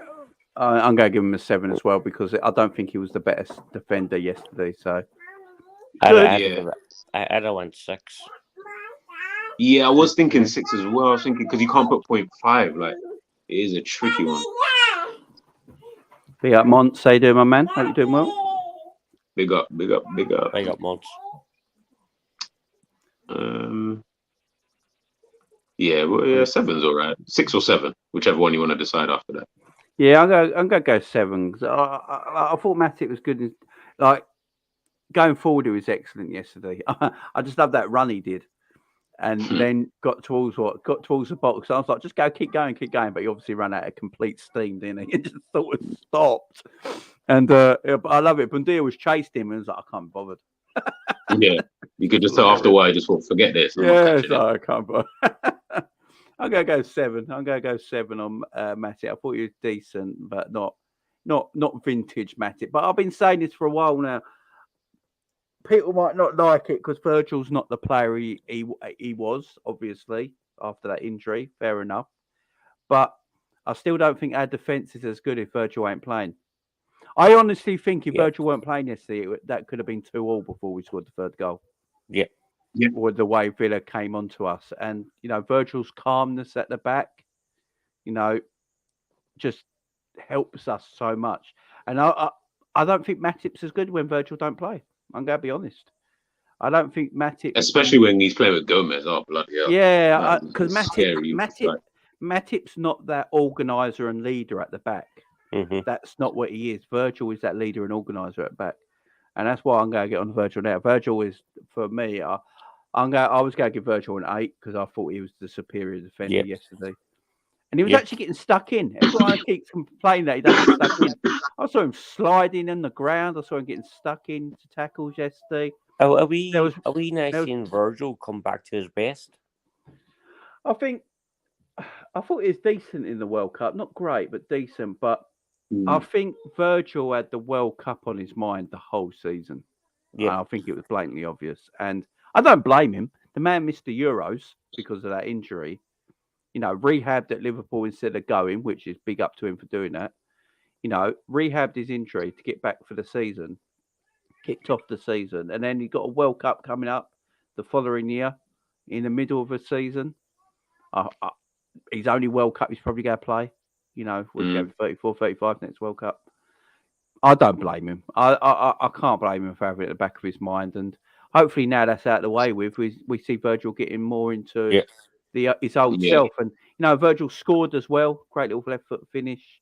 I'm going to give Virgil an 8. I don't know how you feel, guys. Now you said he scored and he played well. I think 8, yeah. Why? Because I feel like with nines are like, you've got to, to you to get a 9. We conceded, didn't we? We conceded. So. Yeah, and he was a part of that, regardless. So it's like, why is no 0.5s? Have a go 8. Yeah, that's a bit I don't understand. Why? There's no decimal point here. There's no decimal point. That's the only problem. Yeah, like you say, it's just straight up. Whoever's the graphics organisation on this needs to sort their shit out. But yeah, so Alisson 7, Robbo 7, Matip 7. Oh, we didn't do Trent. What are we giving Trent? See, Trent's got an average rating of 6.7, which I think is a little harsh. I don't want 7. Yeah, I would go with the higher 7. I don't think Trent was any worse or any better than Robbo yesterday. Robbo got a much higher average rating. I know Robbo is because he got the assist, but that pass from Trent into Robbo for the first goal was... I think what we saw from Trent was we saw both sides in one game. We saw that pass is what Trent can do. We all know. Listen, he's one of the best passers in the world. I like, do you know what I mean? But then there was times in the game again where I was like, Jesus Christ, man, they're starting to double up on you now because they've started to realize at that back post, if we get the ball over to that side, Trent's just not, he's just not. And I could see in the game as well, he was growing confident. After that pass, or like after the goal, the first one anyway, he was getting a bit too confident and you started to see him, back post defending. You started to see him moving a bit too further up the pitch. And I was like, listen, Trent, stay where you are. You're doing good here. Just stay here. We don't need you any further forward. We've got Robbo to do that now. He's going to be the one that's going to kind of bomb forward, from now on. And I think he had an okay game. Yeah, he didn't play shit. Let's put it that way. Like I couldn't get onto him for playing shit. But again, that pass shows why Gareth Southgate got it so wrong against France. Yeah, that's what England were missing. Yeah, his creativity is. Yeah, I mean that pass he found Robbo with yesterday. I do actually. I said it when I was live. I think only Kevin De Bruyne finds that pass. You know what I mean? That because the pass might not look difficult, but the weight on the pass has to be perfect for Robbo to have that first touch cross. Yep. The pass told Robbo what to do. First touch cross, Salah tapping. The weight has to be perfect. The accuracy has to be perfect. It might look an easy pass that people might say that I've heard, that was an easy pass. Anyone can pull that off. Well, if anyone can pull it off, why don't everyone do it? That's what I always keep saying. Do you know what I mean? Exactly. So exactly. No, I'm going to give Trent a 7 because him and Robbo were quite even in the game. I don't think there was much difference between the fullbacks, but yeah, that was more like the old Trent I like to see. The Ox playing left wing yesterday surprised a few. I think we didn't have a choice. Big up Spider-Man, man. I hope you're doing good. Big up Spider. I will say one thing of the Ox. I'd rather have, if we go play one of the two, I'd rather have Ox at left wing over Carvalho. Yeah, if that's the choice. At this moment in time, yes. And I don't think Ox was terrible yesterday. I don't think he did anything special or anything like that. I just thought he was decent. It was like a 6 performance because we can't put 0.5. That makes it very difficult to kind of give him these like because I would have said 6.5. I don't feel that's a bad score. Anything over 5 is good anyway, to be honest. Yeah, for Ox this season. Exactly. I thought Ox had a very good game. So that he's actually the last few games I've seen him play, he's done very well in. I mean, he came on against City and did all right. To be fair to him, and yesterday, as I said, I thought he covered Robbo quite well from a defensive point of view because My issue with Ox has always been his defending. And I've said it plenty of times. If Ox is going to play for Liverpool, you can't play him in midfield. And Klopp seems to say the same thing, because every time Ox plays now, he's in a forward area because his defending is an issue. So I actually thought he covered Robbo okay. I thought he was a willing runner on the left-hand side for the counter-attacks. He had that great run as well, where he took a few players on. Thought he might have got lucky with a few touches, but he still got past people, played some nice passes. Didn't do anything outrageous, kept it simple. Always there for the overlap. Good hold-up play when Robbo wanted to overlap him. You know, just a decent performance, but nothing eye-catching out of this world. But yeah, I would say 6.5, but I haven't got the point, so we just have to put a 6 down. But everyone knows it's a 0.5. Yeah. So how did if you can't put the points down, how do they get all these average ratings of like? See, these are average ratings they've taken from all people that have done ratings on different websites. Oh, okay, I get you. Right. So they've taken that down and marked it down next to it. So a lot of people are giving. So must have given it 5. Oxys between 5 and 6s, yeah. Yeah. Well, I think 5's a bit harsh. For me, 5. If it's out of 10, if you're giving someone 5, you literally had the most average of a game. Like you didn't do anything at all. Like because 5 is what you should start with when you start. Yeah, exactly. 5 is literally what you start with. So if you're not getting anything more than that, bloody hell. Where am I at? So who's next? Fabinho, guys. What are we saying with Fabinho? I thought this was a decent performance from Fab. I ain't gonna lie. I thought Fab was all right. Yes, we know Fabinho's got mobility issues. He can't get around the pitch like he used to. But yeah, he was getting stuck in. He was fouling. I've been saying this about Fabinho for a while now. Fabinho lets people run past him far too freely. Yeah. And now he's sort of like, no, that ain't happening no more. And he's fouling people. And people will be like, oh, it's because he ain't got the pace, so he's fouling people. Good. Foul them. I don't want them breaking away and attacking us. Do you know what I mean? I don't want him attacking us and flying down and people flying away from him and things like that and starting counter attacks. I want him to foul people. That's his job. He's a defensive midfielder. You know, get away with it as much as you can before you get a booking. Yeah. Nothing wrong with it. I want to see that. That's what I want to see from him. Getting stuck in, breaking up attacks, stopping counter attacks. I thought he did that pretty well yesterday. Again, like a lot of our midfielders, they tire towards the end because of the work effort they have to put in. But I'm going 7 on Fab. I thought he was decent yesterday. I thought he was pretty decent yesterday. I agree with 7. Yeah, I think it was one of his better games. Yeah, I would say that much. Yeah, it was definitely one of his better games. Way better. I think the rest did good because he didn't play in the World Cup a minute, did he? I can't remember if he got on. He played against Cameroon.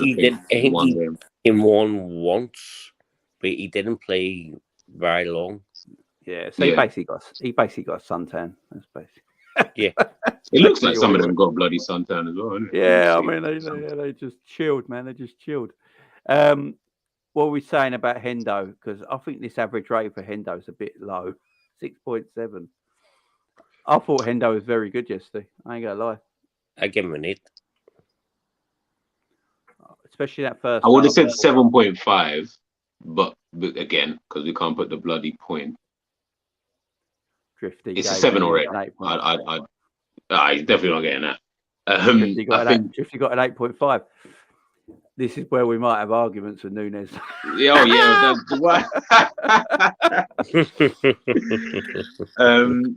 Hendo for me was good. He was good. Like I said it before when we started the conversation. I thought Hendo was the best midfielder that we had on the pitch.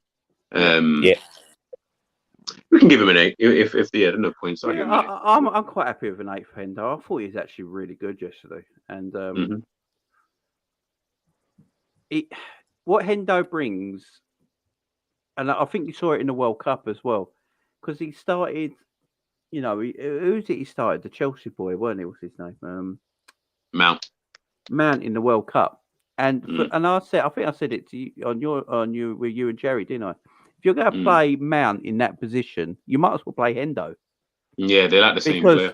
Because Hendo, the thing is though, Hendo will give you more patience as well. It will slow the game down because sometimes people might not like this. Sometimes you need to slow the game down, take the sting out of shit, and that's what Hendo gives us. And yeah, I'm all right with Hendo being that. Thiago, I'm going to say it right now. I thought Thiago was our worst midfielder yesterday. I was going to give him a 5. Like that's what I call really rubbish performance. I love Thiago, but the man gave away the ball all the time. All the time, man. I actually watched the game back. He was dog shit yesterday.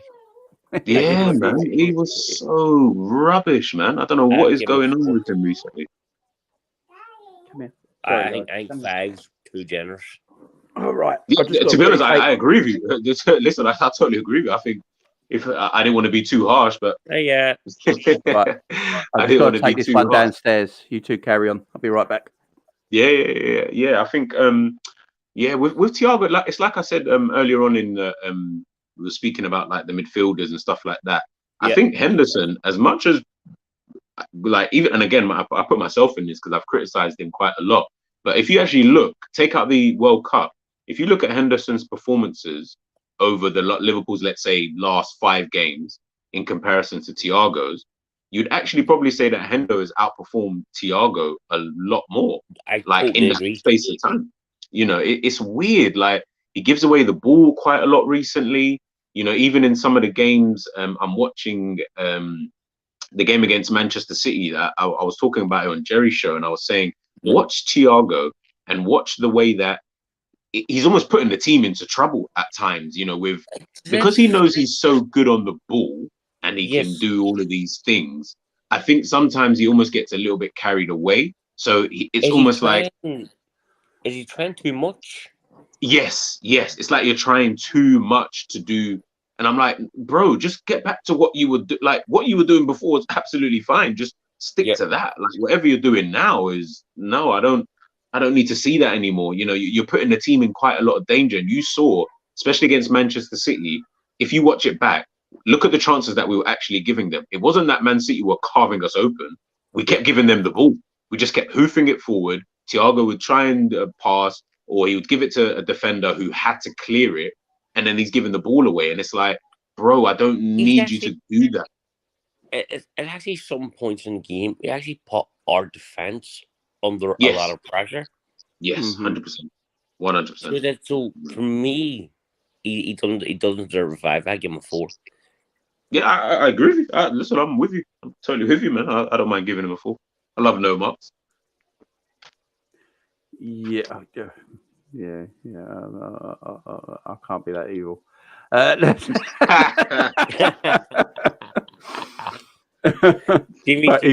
Thiago was poor. I will say, if Hendo had that Thiago performance yesterday, social media would be going after him like yes. I think Thiago gets a lot of grace because of who he is. But if Hendo had that performance yesterday, we wouldn't hear the end of it. It was terrible. No, I agree. Jimmy, come on now. Jimmy, admit it. He deserves a 4. He does, but I can't do it. Be out John Pollock says Nunez belongs on the bench. No, he don't. And I'll tell you why. And I will tell you why when we get to Darwin. Which is next. Right, Darwin Nunez. Here we go. Right, this is going to split the world, I'll tell you. Right, Darwin Nunez.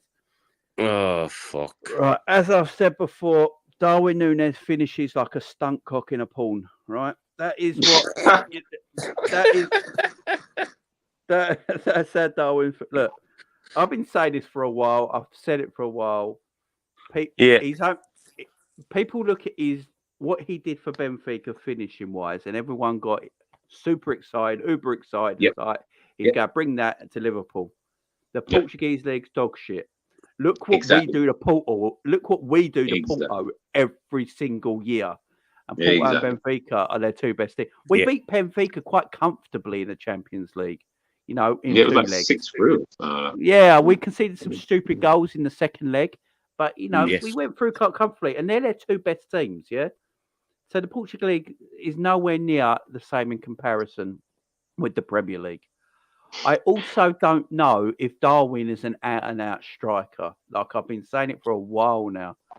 Yeah, we've been speaking about that for quite a while. Yeah. Darwin's attributes are fantastic. That's not. I'm not going.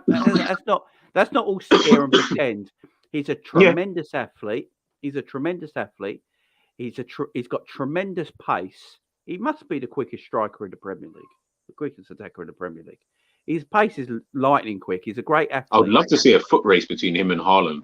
Like, I think they're both rapidly quick. I think that'd be a good race. And his movement is excellent. We can't pretend these three things don't exist. Yeah, his movement is excellent. His athleticism and his pace.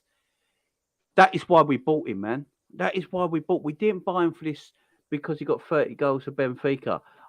When Jurgen Klopp and Pep Linders and the scouting team looked at Darwin Nunez, I don't think they actually looked at his goals. I think they looked at his attributes and what them attributes could bring the football team. Right, and his attributes, his pace, his athleticism, and his movement, plus being 23 years old. And I believe someone said this yesterday. This is only his third year of professional football. Oh, is it? I did not know that. It's only his third year as professional footballer as well. So he's got a lot of room to grow. So you put all that into a player who's only 23. I'm not worried. I know a lot of people are like, he's dog shit, he's crap and all this. If he keeps going with this trajectory the way he's going at the moment, he's still got a 1 in 2 thing goals and assists for Liverpool so far this season. It's not terrible. Yeah, his numbers he'll always get the numbers. That's the thing. But look, we can't neglect the things he misses. I can't even me. I'm a big fan of him. Everyone who watched my watch long yesterday saw me, and I was like, I can't keep sticking up for him when he finishes like this. Yeah, he's finishing his pants. But at the same time, I'm like, I don't know. Salah scored yesterday, but Darwin was more involved in the game. Right, for me. I know a lot of people gave Mo Salah man of the match yesterday. Right. I think Darwin had a better game than Mo. Right, everyone could shoot me down here. Right, I think personally Darwin had a better game than Mo Salah yesterday, in my opinion. His movement is first class. We are now looking for him and finding him. So we can't complain about that now. The midfielders are looking for him all the time. The ball over the top is always on. He runs in behind. He plays on the edge. I know people say he gets caught offside, but he's not being caught offside by like this much. It's very short because he's playing on the edge because he knows he's going to beat people for pace. And he runs after everything, man. That third goal Stefan scored. It's because of Darwin's run. No one else is getting to that ball. He's moved. What he gives us, yes, it's chaos. Everyone says it's chaos. No, I love it. I ain't going to lie. But is there anyone else we have in this team that stretches opposition teams like Darwin Nunez? No. You know what he reminds me of? And people will laugh. But this is why I've said it 100 times. He would have done good in our team. He's exactly like Timo Werner. They're exactly the same player. That's why I always wanted Werner, because I think Werner's a bit more of a natural finisher than a Darwin Nunez, as opposed to Darwin Nunez. And they stretch. Listen, look. Oh, you know me, Jamie. I cuss this guy like this every day till the sun goes down. But the reality is, if you've got a player like this who can cause this level of buzzword chaos, if he can cause this much chaos in a team, and you put let's just say Gakpo, for example, and a Mo Salah next to him, 2 players who can actually finish on a consistent basis. I don't know about Gakpo. Would be a better team all round. I think with yesterday's performance, because I can't give you a 0.5, I'll be honest, I would have given him because the chances that you missed, I would have dropped you down to like a 6.5, but I'll give you a 7 purely because of as I say, it's because of the chaos that you caused in the game. But we can't neglect the misses that he is having. No, you can't neglect it. It is bad. Yeah, and I think what people keep saying is like he's a confidence player and this, that, and the other. I don't think so. I don't really feel like he's that type of I feel like he doesn't hide. If he's a confidence he doesn't hide. Yeah, confidence players always hide. Missed, he would have hid. Yeah, exactly. And he doesn't hide. He carries on. Yeah. So it means he's a confident player. He doesn't need that to be confident. So I think he's just not. He's not the natural finisher. So he's gonna have more games where he's gonna continuously keep getting in 5, 6, 7 chances. I just don't think if they fell to Salah, for example, I guarantee that Liverpool would probably score a lot more goals because obviously Salah's a lot more. How many does Salah miss though? No. Listen, Salah misses as much as anybody else in the world. But Salah's run yesterday when he ran the pitch and was one of but I feel like he got a bit tired towards the end. He got a bit tired, but his control through that whole run was shit. Because he's a crappy dribbler. He's another one. Because Salah's so quick and powerful, he hits and runs. Yeah, that's because he does everything 100 miles an hour, and no one's going to catch him. No one's going to catch him when he's in full flight, like it was yesterday. But for me, he should be finishing that. He should compose himself at the end, slow himself down a little bit, and just finish that. But because Mo has got a catalogue of, he's our 7th top ever goal scorer for Liverpool Football Club. Do you know how ridiculous that is? He's got time. We allow him. Yeah. We're Darwin at the moment. The man come in the summer. So it's like, no, you've got to hit the ground running. And as I said earlier on in the video, when we started the video, he replacing Sadio in the same season. And then no Origi, no Minamino, Jota injured. All the pressure's on Darwin to get the goals if Mo's not doing it. Yeah. So we've got to be fair to the young lad as well. But as at the moment, I can't see this team playing without him at the moment. Because of the way we play. Dangerous. Because he's dangerous at the end of the day. Look, eventually he's going to score. He's not going. He's not going to keep missing him. I hope not, anyway. But I was going to say, eventually he's probably going to score a couple. And what it is for attackers once they score. I just don't think he's an out-and-out 9 because he plays too well on the left-hand side to be an out-and-out 9. An out-and-out 9 is someone like an Ivan Toney or a Haaland. Yeah, they play centrally. That's their position. They've got it nailed down. You couldn't play Haaland on the left wing. You couldn't do it. But you can play Darwin on the left wing, which tells me he's not a natural. When in, like, say, UFC, right? You got fighters that go up and down in weight all the time, right? But some fighters go to heavyweight, where they make the heavyweight, they get into heavyweight, they make 220 odd pounds or something like that, get into heavyweight, but they're not a natural heavyweight, but they can go there, right? But there's some heavyweights there who could never go down to 205 pounds in their lifetime, even if they stopped eating for a year. Do you know what I mean? Because they're natural for that position, that weight, I think it's the same in positions in football. You're naturally gifted to play in a certain position. Yeah. And that's your position. And Haaland is a natural 9. 9, Can't play anywhere else but a natural 9. Darwin can play in that left and central position, which tells me he's not a natural 9. So if he's not a natural 9, he's not a natural finisher. Simple as that. If we have this Darwin, who is this threatening on the attack with his pace and movement, and he scores 15 goals a season, but Salah's getting 15 to 20. Diaz, when he's fit, is getting the 12 to 15. Jota getting around that 15, 20 mark when he's at his best. And when Gakpo comes in, if he's getting like between 10 and 15, what's wrong with that as a collective? No. I think that's what it is. We don't have... We're not in that mode of like... This isn't old school where we had Fernando Torres, where he's the only guy who's going to put the ball in the back of the net, or, your Michael Owens, your Fowlers, and people like that. We're not in that mold. And I think football's moved on from that anyway. Like, there isn't even that many number 9s that you could probably realistically say could put the ball in the back of the net on a consistent basis for the top teams anyway. Do you know what I mean? So I've always said with Nunez, if he's the left winger, I've got no problems with that. I've got 0 because I think he is way better left wing, and having someone who can put the ball in the back of the net consistently, like what Firmino was kind of doing. But we all know that Firmino's that's not going to last like that. That was just probably a purple patch that he was going through. But if you got like a Gakpo, for example, I don't know what he's going to be like, who can put the ball in the net 15 to 20 times, and Salah does the exact same, I've got no beef with that. Because then you're looking at a front line that realistically, what's that? That's about 45 goals you've got shared between your front line.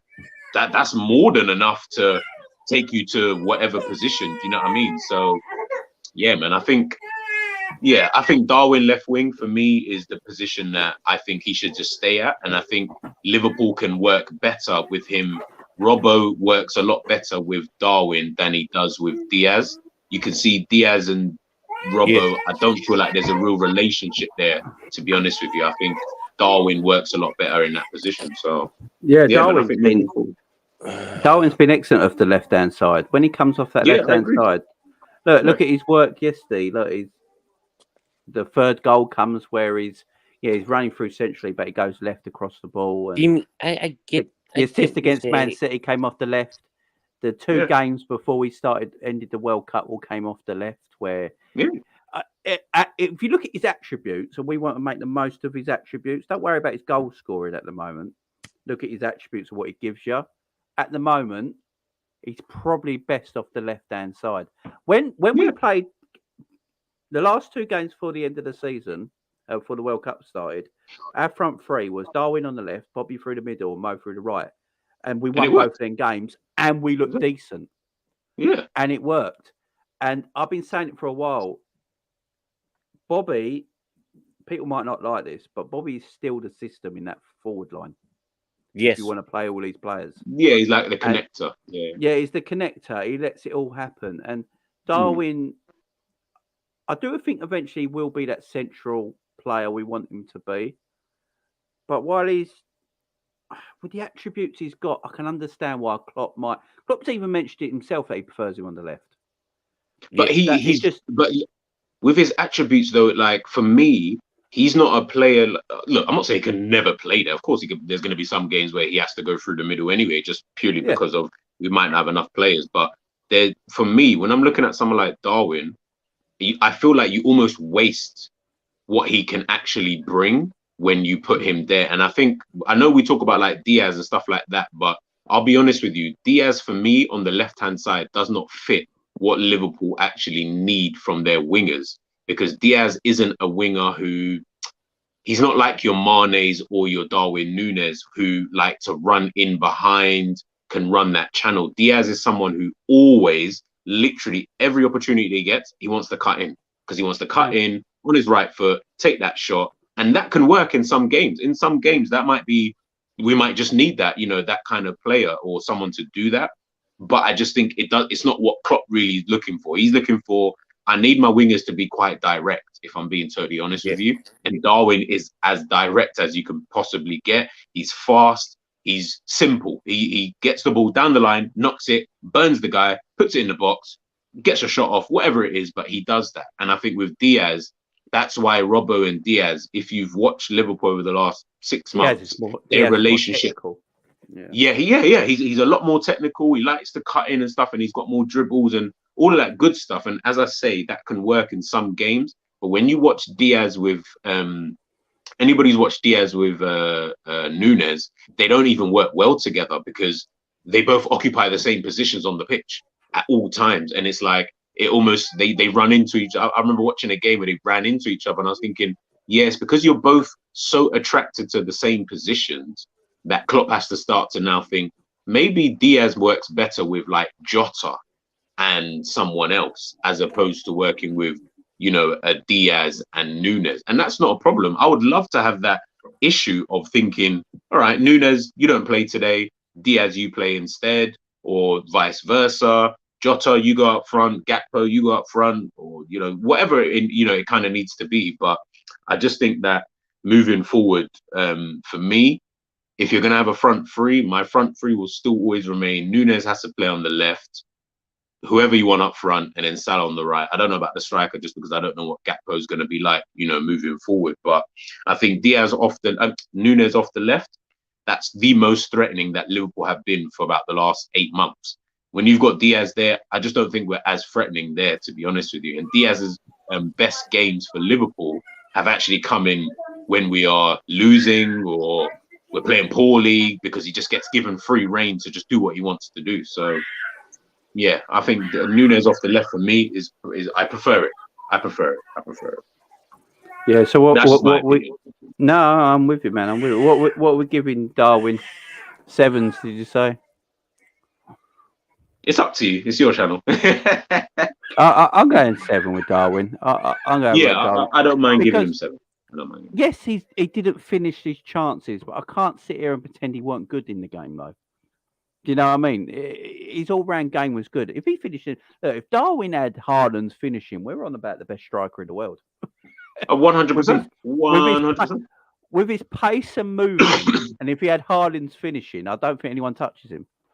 Do you know what I mean? It's just even if he had like an Mbappe, because I don't even think like I feel like Mbappe kind of is like this.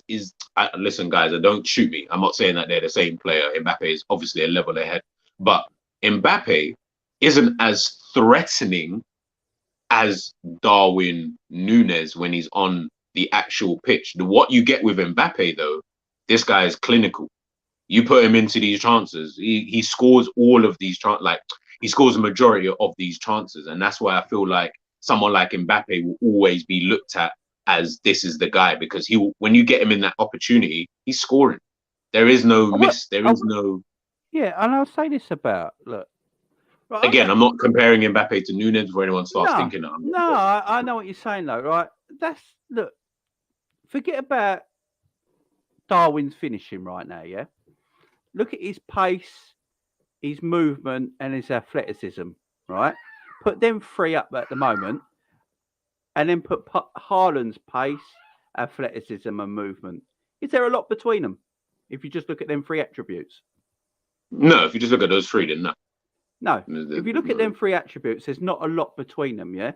But Haaland's the best finisher in world football. That's the difference. That's the difference. So that's why I'm not down on Nunez. That's why if you look at it in that way, you break it down. That's why I'm not down on Darwin. That's why I'd rather have him than not have him at this moment in time. Because, as I say, this is only his 3rd year as a professional footballer. He's only ever played in Portugal. You know, he's going to get better. He's going to get better. And if he keeps on this same path that he's on now in the next 2 or 3 years, we're all going to sit back here thinking, you know, why were we ever worried? You know what I mean? So, yeah, I think he's going to come good. I think he's going to come good. I think he's going to come good. I am on the Darwin train. Right, let's talk about Mo Salah, who I think broke Gerrard's record yesterday, didn't he? Which is actually quite outstanding when you think about it. Gerrard's a midfielder and he scored that many goals. Yeah, I mean, well, Gerrard's just, what more is there to say about Stevie? Yeah, he's just the best. But Mo Salah gets another goal. I don't think he was involved in the game as much as people get. I mean, he got man of the match on here as well. That's why he's got the star next to him. Oh, well. I know a lot of people gave man of the match. A lot of other Liverpool channels and that, they gave Mo man of the match yesterday. I thought Mo was great. Don't get me wrong. What is Mo now? What do we class as right? So I agree with a lot of people that say like you can't give an attacker a high rating because he scored a goal or two if he's done nothing else all game, right? I can understand that argument, but another argument is if he's just there to score goals and that's his job, does it matter if he don't do much in his all-round game? That's what he is now. He's not someone that we're looking at. We don't need him anymore. Sorry, let me take that back before everyone starts shooting me. Yeah, because I know someone in the comments will be like, oh my goodness, he just said, no. Not that we don't need him, but what you mentioned about Mo used to be almost our target man in the team. He's not that anymore. We don't require the game to go through him at all. The game kind of goes through Nunez instead. It goes through Darwin, so because the game goes through, I know, by the way, you say about to get clipped, I know. But because the game goes through Nunez instead, what Salah is there for is almost that Haaland kind of thing of I just need you to stick the ball in the back of the net. Your all-round game is irrelevant. We don't need you to run in behind as much. I don't need you to have the ball as much. I don't need you to dribble. I don't need to do any of that. Just put the ball in the back of the net and you're good to go. And that's what he's doing. He's putting the ball in the back of the net. So I can't even fault him. And he got an assist, I think, as well. I can't remember now. Someone mentioned it, but I don't remember his assist. Yeah. Let me have a look. Right, it was. Where is it? There we go.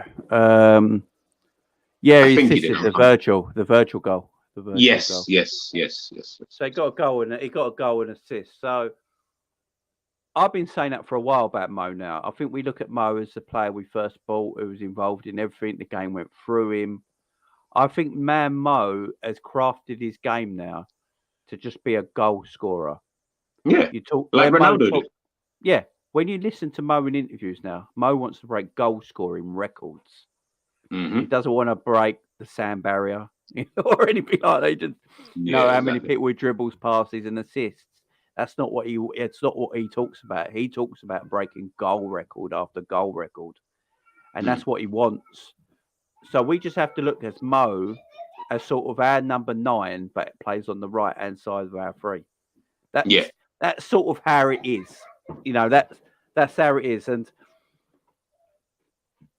he's a goal scorer, and he's our goal scorer. And I'm rating him now on when he scored. If he doesn't do a lot in a game, but he scores the goals, wins the football matches, you have to rate him highly, because that is what Mo says he does now, and that's what it looks like he does now. So that's how you have to rate players. You know, I've watched games where Haaland really has like 8 touches of a ball but scores 2 goals. He gets a 9. Do you know what I mean? Because that's Haaland's game. Yeah. I think Mo's just created his game now. And if you notice what Mo does in the game now, he walks around a lot. Yeah, he's turning Mo into don't one of start them. running now until he has to, because he wants to conserve his energy. He's 30 years of age. This is why I'm saying I think Mo can play for Liverpool for 4 more years, and not a problem, because If he keeps this level of pace, flipping out for a guy who's 30, whatever, fucking it, man, he's cool. I thought he was slowing down or lost a bit of pace, right? I think he is, but you got to remember how quick was he before? Like he was so quick. He was. If he's dropped a little bit, he's still so quick. So it he's rapid. He's rapid. And you see him yesterday when he broke away from everyone. No one could catch him for toffee. You saw the defender actually running at full pace, and it looked like Mo was just breezing past him. So I mean, it was good to see. I liked it. Mo's a goal scorer. He got to rate him highly. I thought he held up the ball brilliantly yesterday as well. His body strength is unreal. He brings people into the attack. That's his game now. He is. This is what I'm saying. When I tell you his attributes, his pace, he holds up the ball brilliantly. He's got great body strength, and he's a finisher. That'd tell you, if you didn't know him, you'd think I'm talking about a number 9, wouldn't you? No, of course. He doesn't play there. He plays on the right-hand side. So that's why I think, because he plays on the right-hand side, people look at Mo and think, well, he didn't do anything in the game. He only scored. We can't rate him that high. But take his position out of it and look at Mo and what he is now. Man's a goal scorer. So he got the goal yesterday. I actually thought he played well through the game. I don't think he was like out of the game at all. It's just that a lot of the game went through Darwin. That's the thing. So it's like I have the same thing. I've been speaking about this about Virgil and Matip. When everyone goes, Matip outshone Virgil today. And I'm always like, it's because no one attacks Virgil. You know, if they're going to go for a centre-back, everyone's going to go Matip and not Virgil. Seen it with my own eyes. Defenders run with their head down, see that it's Virgil in front of them and pass the ball. You know, so that don't mean Virgil had a shit game. It's just that, there's levels now. There's levels. And it's like strikers are now, almost in a mindset they're not going to score when they go one-on-one with Ali now. Because he's got that aura about him that he saves one-on-ones. It's just that thing with players. They get that aura about him. And Mo's a goal scorer. I thought his hold-up play was good.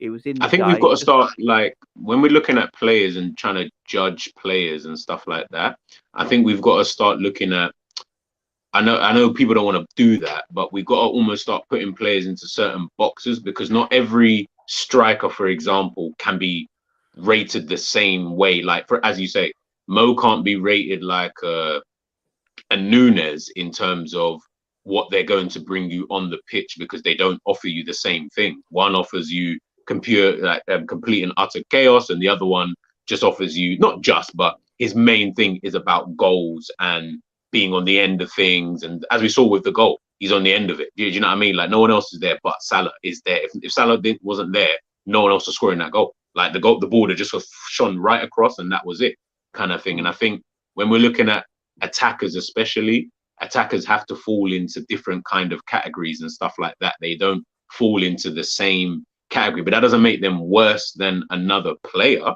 It just means, like, for example, when you do look at like a Haaland or whatever, you look at Haaland, everyone says, oh, he's just about goals. All he does is score tap-ins. That's amazing. That kind of quality is second to none. Like, you would love to have a player who just only scores tap-ins because it means that he always scores. But then at the same time, you couldn't then, not rate a player because he doesn't score the tap-ins, because he offers you something completely different in terms of what they bring to the pitch. So, I think we got when we're judging players as a whole, we can't be too harsh on one set of player because he doesn't do this, but this guy does that. No, I think every player has their own kind of attributes that they bring to the team. So as long as they're doing it well, who the hell cares? Like, who cares? No, exactly. I agree. I'm going to give. I think I would have gave Mo a 7.5 because he did get the goal. Sit us on our way in the first 5 minutes. Yeah. But I can only put a 7 in now. Harvey Elliott. Look, I love Harvey Elliott. Everyone knows I love Harvey Elliott, but he didn't do anything. He was all okay when he came on. Nothing special. I'm going to 6 for Harvey for 20 minutes. Now, here's the one, right? You look at Harvey's rating there, 6.1. You look at Naby's 5.5 here. I think that's out of order. I actually thought Naby had done all right when he came on. Let's put it this way. Harvey and Naby should be getting the same score. Yeah. They should be getting like the same score. Whatever that is. I thought Klopp got his substitutions really good yesterday. I do question Klopp's substitutions sometimes. But I thought Elliott and Naby were needed because the midfield started tiring and we just started sort of like giving the ball away a lot, especially Thiago. Started giving away a lot of the ball and, Villa already got back into the game. We kept giving the ball away and you don't want that to keep happening because that's when trouble happens. And I thought Elliott and Keita came on and slowed the game down and started retaining possession of the ball. Now, people don't understand, but that's a good thing.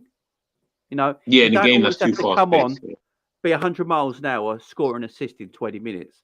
Sometimes you need to come on and change the game. Sometimes you need to come on and slow the game down and chill it out and retain possession and just go a bit boring for 10 minutes because it kills the opposition. And you notice when Villa eventually, Villa looked like they tired after they had their little... They had that 10, 15-minute spell, didn't they? And then we made the substitutions of Keita and Elliott. And Villa looked like they were tired after that. And we slowed down the possession, started passing it around. And I'm going to give Keita a 6 as well. I think they both came on and did the job Jurgen wanted them to do. And if you do the job your manager wants you to do, then that's fine, ain't it? At the end of the day. It does. I think as a fans, we get carried away sometimes. Oh, what did he do? What did he do? Well, if the manager wanted them to do what he did on the pitch and he did that to what his manager wanted to do, then he did his job. Then, you know what I mean? It don't always have to be eye-catching. Do you know what I mean? I think we get carried away sometimes with, it has to be eye-catching and things like that. But yeah, I'll give them both a 6. Stefan Iniesta. What?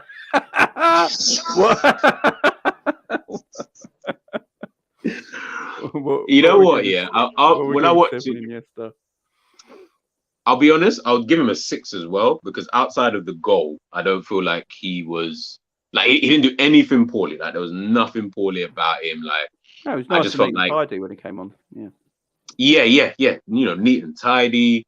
I would have given him a 6.5, but I think 7 is a bit too high for an 11-minute cameo because outside of the goal, I just felt like he didn't do much. There was nothing I was looking at and thinking, oh shit, that was pretty decent. I'll give him a 6. Yeah, I mean, Dima, look, I hear you because the goal was the goal was good. The goal was very composed, took it around the keeper, nice finish. And you remember, 2 defenders he had to beat on the line to get that goal in. It wasn't like it was an open goal, for him. So I'll give him a 6. I'll give him that. With that argument you just put at the end there, you made me drift to a 7. If you want to give him no, okay, 7's all right. No, 7's all right. Because it was, as you say, we've got to be careful because it was a 10-minute period. You know what I mean? Exactly. So, but it was I will say, I was talking about eye-catching, but this was an eye-catching 10 minutes from the kid. And it was a good performance, And I do think people like Stefan Bajcetic, Harvey Elliott, these signing the players now, and Ben Doak, who we're going to get to in a minute, they're all too good for under 23 football for me. For the under 21s, under 23s, and all that, and the kids and all that, I think they're too good. They're too good for that. They're professional footballers, and I don't really want to see them in the youth team. Do you want to? You might think keep them in the squad? So I was going to ask. So do you think, before we even get onto Ben Doak, do you think with those? So we'll take Ben Doak and Bajcetic, and I think we know just said it there. Like, do you think maybe next season they probably would be better served if they went on loan to a good? And when I mean on loan, I'm not talking bloody Macclesfield, in League Two. I'm talking like a good loan, a proper loan to a good. And again, it doesn't have to be Tyler Morton right now. Not Tyler Morton right now. Yeah. And I was just about to say, it doesn't even have to be in England. Like, there are so many teams in the world that you could potentially go to that you could still go and play at a very good level, but be playing consistent football. For me, the Championship is one of those kind of leagues where I'm like, I don't feel like the Championship level is that good. I just think it's a very good league if you're trying to grow yourself as a man in the game kind of thing, because of the intensity of that kind of league. Maturity. But I think you could go to Holland, you could go to Spain, you could whatever. It don't really make a difference. But I think those two players, Ben Doak and Bajcetic, for me, I wouldn't keep them in the squad next season. I would send them out on loan to go out and actually play football consistently for a year, and then you see where they're at once that year's kind of done. And I think they'll be better for it. Look at Harvey Elliott. Look, he's now come into the team, and all of a sudden he's one of the main players, in this team. Harvey Elliott would not be this player today if he didn't go out on loan, because he wouldn't have any football. He'd still be kind of, he would be exactly what Curtis Jones is like, where you're still trying to find your way in men's football. Jones hasn't got there yet. Elliott has, and Elliott's a lot younger than Jones. And I think I wouldn't want to mess up Bajcetic or Ben Doak's kind of development by just keeping them in the squad and having them play 10 minutes here, 10 minutes there, 10 minutes here, 10 minutes. I don't feel like that's going to benefit, so to speak. But again, it can work. We saw what happened with Phil Foden. He stayed on at Man City and played. So you never know. I agree. I mean, when you look at what's going to happen with the club is going to be sold. New ownership's going to come in. New investments going to come in. There's going to be investment in positions that these kids play in. So if that's the case, the kids are going to get less play time. So you want to loan them out. Do you know the one I don't think gets loaned out is Ben Doak? You think so? I think he might be the one who don't get loaned out because he can play on the right side of an attack. He's all right, man. He's all right. I like him. He might be the one who don't get loaned out. Or did you see when Klopp and Linders shouted him yesterday?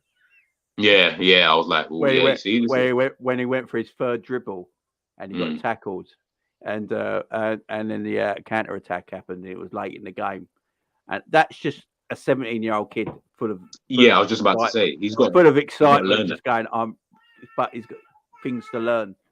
So for me, they're all squad players right now. For the rest of this season, they're squad players. They're all too good for the youngsters. Leave the youth team out of it. They're too good for that level. I agree. I mean, they're all professional footballers. I don't want to see them playing kids football and getting injured playing kids football and all that shit. Yeah. Keep them in the squad now. They're only going to get better as the season goes on because they're going to train with the first team. It's going to be better for them. The only reason why I'm looking at the loans is that if we are going to sign let's say we sign all these players that we need to sign for next season, that's when I'm looking at them and I'm thinking, all right, well, Bajcetic and Ben Doak maybe, but Bajcetic, you're not going to get any game time. Like I cannot see any level of game time for you next season if Liverpool go out and sign. If we get Enzo this in January, like apparently the rumors are right now, you limited his play straight away there. What I mean? So exactly. And he's a talent. I think we can all see that he's a talent, and we don't want to lose that talent. But he's a kid at the same time as well. So you don't want. There's a talent there. There's something there, and we got to enhance that. So I wouldn't loan him to an English club, by the way. No. I keep telling you, England's not always the place. You can go anywhere. I'll be looking at. I think I'll be looking at Spain for him. Like yeah, because that's his type of football. An Espanol or something like that. You know that. I agree. I think out there that will help his technical side because I don't think he's got a problem so much physically. I don't think he's got so much of a problem physically as a lot of players do. I actually think he's a lot stronger. He may look on the eye, so I'm not worried about him physically because I saw him getting stuck in yesterday. So that I ain't worried about that side of his game so much. So for me, on the physical side, I don't think you need a loan into an English club just to say it's more physically strong. I think you want to just learn the game a bit more. Yeah, so if you learn that's all it is. That's all it is. Just somewhere learn like the game. a Spain or a Germany, learn the game for 12 months, play a lot of football, come back, you're going to be a better player. It's going to be better for him. It's going to be better for Liverpool. And in the end, if it don't work out, unfortunately, it doesn't work out for him. You've got a great investment there. Exactly. At the same time. Exactly. Because you've got to remember, guys, football's a business, and people might not like it, but it's a business. But yeah, we'll give him a 7. But yeah, Ben Doak. So, look, this kid, when you watch him on the sidelines, I will say he looks like the most of a kid out of all of them. Yeah, you just look so young. He's got that baby face. He looks like a kid. He's got that high school haircut. I know. It just man. You know, I expected him to have a rucksack and a ruler in his pocket. You know. He looks like what I will say though is that, which is what I like. I don't know, the Liverpool Academy, their bloody popcorn and crisp diet that they've got over there, where all the players look so thin and just whatever. He doesn't look like that. He seems like quite a stocky kind of lad. Like you know what I mean? Yeah, but at least, but you know what I mean. At least he looks like he's got a bit more. Maybe it's just his genetic makeup. I don't know what his family's like and stuff like that. But when I look at him and I think to myself, wow. In like 2-3 years, you look like someone. If you continue on that kind of trajectory, you're going to be quite a strong guy. Like you look like someone who's going to be pretty strong. Again, that's just me. The turn against Lucas Digne. Yeah, but that's what I'm saying. That's what I'm saying. He's got that in his locker. Turn. You know, that shows a bit of strength there. The Haggis diet said someone. I mean, yeah, it's true. It's true. We know. I agree. I thought he was good, man. I thought he was decent. I thought he was really decent when he came on. He shows that enthusiasm every 17-year-old shows when they get on. He's got pace, he's got energy, and he uses his attributes. He knows he's quick, he knows he's strong, and he's direct, and he uses his attributes, and he just goes for it. How can you not love that enthusiasm? We got Cav. Merry Christmas to you, mate. Merry Christmas, guys. How you doing? All good. Good. You're late, by the way. Just letting you know. You're late. Just letting you know. A little. I'm literally just back in the door. I took my coat off, took my trainers off, and I've jumped on. So. All right, no worries. You've got a quick 5 minutes. Don't let me kill the flow. You guys. It's all right. You've got a quick 5 minutes, Cav, before we finish up. But what we do, look. So there's the player ratings we've been going through. So we go Ali a 7, Robbo a 7, Gomez. We're not rated yet. We're going to get Gomez in a second. Matip a 7, Trent a 7, Virgil an 8, Ox a 6, Fab a 7, Hendo an 8, Thiago a 5, Darwin a 7, Mo a 7, Elliot a 6, and a 7 for back. And Doak, what are we giving Doak? What are we giving? I'll give him a 6 because he only played like 5 minutes of the game. Yeah, so and they were decent as well. They were decent minutes. Yeah. It wasn't a crappy 5 minutes. I'm all right with that. Right, I know Cav will have his say on a certain player here. I'm going to give Cav the floor on Darwin right now. Yeah. John upgraded his setup. Oh dear. So go for it, Cav. Darwin Nunez. Look, it's the same thing we seem to say every game about him. Like he brings so much to the team with his pace and his attacking threat and what have you. It's just quite simply the finishing. That's all it is. It's just that final touch or final couple of touches that's really killing him at this moment in time. yesterday was the first time really not frustrated, but I was a little bit more annoyed than usual. Just because although we were always ahead in the game, we were conceding chances. And I just thought if Villa actually took away one or two of these, we're going to end up drawing this game. And draws are no good to us at this point. So I was a bit like, okay, I can accept, him missing chances because he brings so much to the team, but you've got to take at least one. You have to take at least one of them. But I was speaking last night on it, and when you look back at the chances that he gets, there was one from a cross that Trent put in that he should do better. I think it was a free kick. And he just puts it into just sort of between the keeper and the defensive line of Villa. And he gets across and he's free and he should just, tap it around the keeper. But the other chances are actually not that straightforward. There's the one that's falling out the sky. There's the one he's running to the front post. It's across from Robertson and he's sort of ahead of the front post. So he really needs to sort of get a flick on it, but it's quite a hard technique to score from. And he's sort of, and there was a cross that sort of was floated 30 or 40 yards into him that people are just expecting him to just like head straight in, Sorry, he should be doing... Sorry, man. The Enzo breaking news. So I've just had a message off my source, who, by the way, was correct about everything he's told me so far. So the Enzo Fernandez stuff, Liverpool. So apparently, Man United activated the release clause. Liverpool, I knew it was United. Liverpool have heard this and have acted as well. Liverpool are willing to pay more than the release clause. Nah. And Benfica are saying if you pay more than a release clause, they're willing to do as a breakdown deal, which Liverpool love to do. What is his? Do we know what his release? Yeah, what's the release clause again? 120 mil, which is it's euros. It's 80 million pounds, whatever that is in euros. So Liverpool apparently willing to pay more than the release clause, and Benfica in that way are telling Liverpool, then we can do a structured deal. It don't have to be one lump sum, which Liverpool love doing. There's no better team making a structured deal like Liverpool is. So, yeah, I think I'm right. So, is this right, Jay? If you play a release clause, you have to pay it up front. Is that correct? So if it's a release clause, you have to pay it up front. Yeah. A buyout is different to a release clause, but yeah, you have to pay it all in one lump sum. What's a buyout? Like we did with Canate. It's we had to pay the 36 million up front for Canate. A release clause is just a deal in your contract, I believe, where the club is willing to let you go for a certain price. But a buyout is, a buyout is where you have to pay the exact price that's on the contract, sort of thing.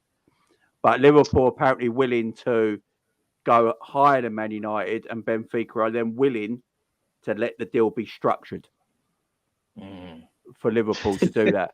So they're either going to sell to Man United for the Man United have to pay the one-off price straight away, which is like 90 million. So United are better off just going higher as well then. 90 million euros.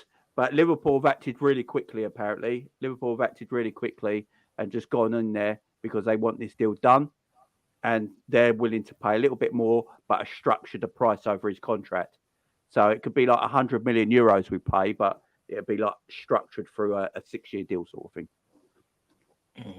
Boy, yeah, I suppose the positive thing is if they're willing to let Liverpool break down the payment terms, then that puts us at least in the conversation, because otherwise it's the highest bidder, isn't it? Or the guy that's willing to pay the money up front, and we would then lose out because Liverpool can't afford to do that. So at least then, that gives us a chance. That then makes me think about this whole Jude Bellingham thing, which then makes me think that means I feel Jude Bellingham would probably cost you about 120 million pounds, but then are we going to then just structure it in a way over 6 years, over 6 years or whatever kind of thing? So maybe like that. It's actually very affordable. Yeah, of course. You pay like 40 quid. You're basically paying like 30 or 40 quid per year of his contract. It's not. It's not the end of the world. The way you structure deals is that. But I think if you've got a buyout, someone was telling me this earlier. So all that buyout is that you have to pay that fixed price. There's no like structure on the deal. That's why we had to pay 36 million out front, like straight away for Konate. There was no structure in that deal. But Benfica are willing to let Liverpool structure a deal if they go a little bit higher than Man United. Mm-hmm.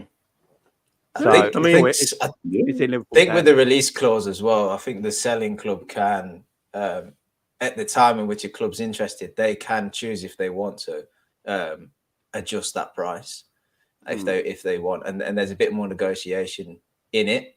Which, to be honest, if you're a selling club and there's a buyout, it is what it is. You ain't gonna ask for less, are you? So I don't understand. That don't usually come into play. Whereas a buyout, I think you're right, Jamie. The price is set. It is what it is. Yeah. I guess if the buyout is like something stupid, then maybe So I think if the release is something stupid. Yeah, I think Enzo has a release clause, not a buyout. I think that's what it is. That's why we can structure a deal. Yeah, that's the difference in it. So, yeah, keep an eye out on this all day because apparently Enzo's gone back to Benfica a day to get this deal sorted.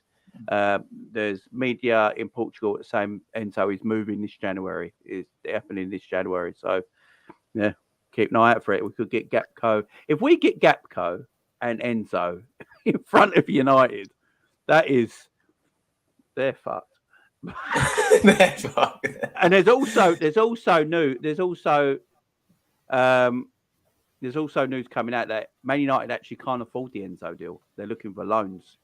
So, yeah, because they've spent so much money in 3 years that they haven't really made any money back on the players they bought. So, and they just spunked 100 million on Anthony as well. I mean, you know, it's going to be interesting to see what happens between now and the 31st of January, to be honest. It's going to be very interesting to see how Liverpool do their deals and the type of money that we're looking to spend. Because I feel like if we do that, as you said there, look, at the end of the day, I remember that. At the end of the day, when you look at like deals like that, at the end of the day means we're going to have to spend more money. Like that's a lot more money than we would be looking at, even though it's structured. It's still more money, regardless that you're having to spend on a player. It's like what I said to you earlier, ain't it? FSG want the most for this football club to sell. Yeah. You know, if a new owner comes in and sees, right, there's a lot of work that needs doing, so I don't want to buy the club at that price. I want to get the club a lower price because I'm going to have to invest a lot to get the club back. But if FSG buy the players like your Enzos, your Gakpo. God, if FSG had just done this when we bloody asked, we wouldn't even be sitting here right now talking about and buy these players, and then they sell the club at a higher the mark that they want to sell it, and the new owners will be like, right, they've just bought an Enzo, they've got a Bellingham, they've got a Gakpo, they've signed Salah to a new deal. You got Virgil there, you got Alisson there. You know, I'll buy the club for that, and the investment isn't as much. So it makes sense on all parties if you do it like that way. But yeah, it's like, it's mad. It's mad. But go on, Cav, Darwin, you love him. Yeah, look, I do love him, and you know what? I know yesterday was frustrating in front of goal, but the main thing is that him being in this team, he's contributing. Not with the goals over the past 2 games, but just in his all-round play. You know, he was involved in Bajcetic's goal. You know, it's him that's running onto that pass, and he's using his pace. He's driving into the box. You know, he's making things happen. You know, he's getting chances. He's making the right movements. So the quality is there to see. You know, he just needs to tuck away some of these goals. And I had a mate message me earlier. He's a Leicester fan, and he was like, "Oh, if there was ever a game you want to play, ever a team you want to play, it's Leicester. They're good at getting players out of their ducks." And I'm like, this guy ain't on a duck. This guy, you know, this guy's been scoring. He didn't have a great World Cup, you know, and he's not had an amazing time in front of goal for the past couple of games. But prior to that, his record's not bad at all. You know, he maybe should have more goals, but he manages to get one usually. You know, or he gets an assist or he does something. So I think think there's just too many eyes on him, to be honest. And I think that's also contributed by the fact that Liverpool probably ain't been playing well, find themselves sixth in the league. And when you see your multi-million-pound striker not tucking away chances, it's easy just to focus on him. Yes, he's not been good in front of goal for the past 2 games, but actually Liverpool are in 6th position, because they've not played well as a team, not because of this guy, And to be honest, I said it in the chat earlier, take him out of this team. I'd hate to think what we actually look like going forward, as an attacking force. He brings so much threat to our side that I think he's becoming, crucial. I'll ask you this then, Kev. Everyone's fit. Obviously, we don't know what Gakpo's like. I personally don't know enough about him to know if he's a starter like that. So maybe you do. So you'd have to educate me on that. Everybody's fit. Who is your attack? Whether it's a 2 or 3, who is your attack? Everyone's fit. First game of the season. Right. We can't put Gakpo in there yet because we haven't seen him play for Liverpool. Yeah, but that's what I'm saying. I don't know what Gakpo's like. So Luis Diaz, Darwin Nunez, Mo Salah. Okay. That'd be my three. So you wouldn't put Diaz. You wouldn't put Nunez on the left, even though you've stated that he's better off. I think because Diaz and Darwin can do that. Do you know what I mean? Like, I don't think they're placing. When you get a formation up, but it's not really where the geezer's playing. Do you know what I mean? Yeah. So it'd be like Salah and Diaz can interchange, because I've seen Diaz. I think when they played together them 2 times, you saw that interchange where Diaz sometimes went through the middle, Darwin went left, and then they interchanged again. That's what I like. I like that interchanging in the front 3 where defenders don't know to pick up and don't know the next movement and stuff like that. I think that's what Liverpool are best at when we play like that. So that'd be probably my preferred front 3. And then you got a second front 3 on the bench in Bobby, Gakpo and Jota. I think it's gone very under the radar that in 12 months, Liverpool have bought a brand new front 3. I think it's gone very under the radar. I think it's because it's not the area of the pitch that, as great as that is, it wasn't an area that would needed that much. I don't know.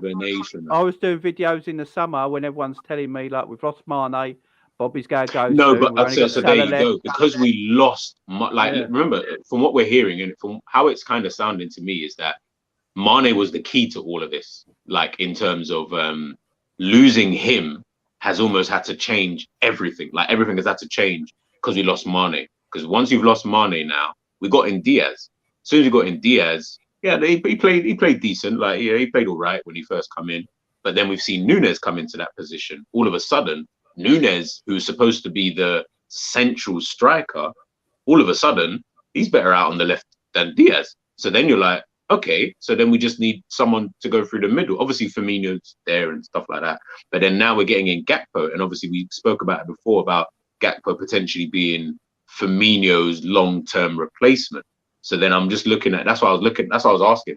Like, who do you think would start up front, like, as a free next season? I can see it being, I'll be honest, I can see it being Nunez, Gakpo, and Salah next year. I think those 3 would be the best that we would have in terms of trying to be fluent and stuff. But Diaz, Nunez, and Salah would be all right.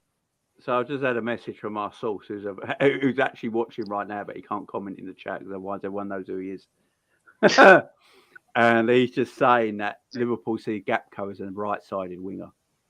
Oh, yeah. Apparently that's what they see him as. They see him as a central or right-sided in the future. That's what they see him as. Central or right-sided. So a guy who's played only mainly on the left and in the middle, we see him as in the middle and on the right. Right. Yeah. See, this is why I do get annoyed sometimes with Liverpool and Klopp at times, because I'm just like, square pegs, round holes. Like, I'm not saying he can't play right wing. I'm not saying he's never ever played right wing, but you're almost doing like the Curtis Jones, Harvey Elliott kind of thing, where you bought him for that position, but you're turning him into another position. So then there was no Roberto Firmino replacement then, effectively, if that's what we're saying, innit? I personally think that my personal opinion is that I think Gakpo, I've said to you already, looks like a number 9 in the future. I think he looks at, his height, his attributes. He looks like a central player. As I said, the Dutch commentator I was listening to early hours of this morning was talking about that's how they see him in Holland as a future player that plays through the middle.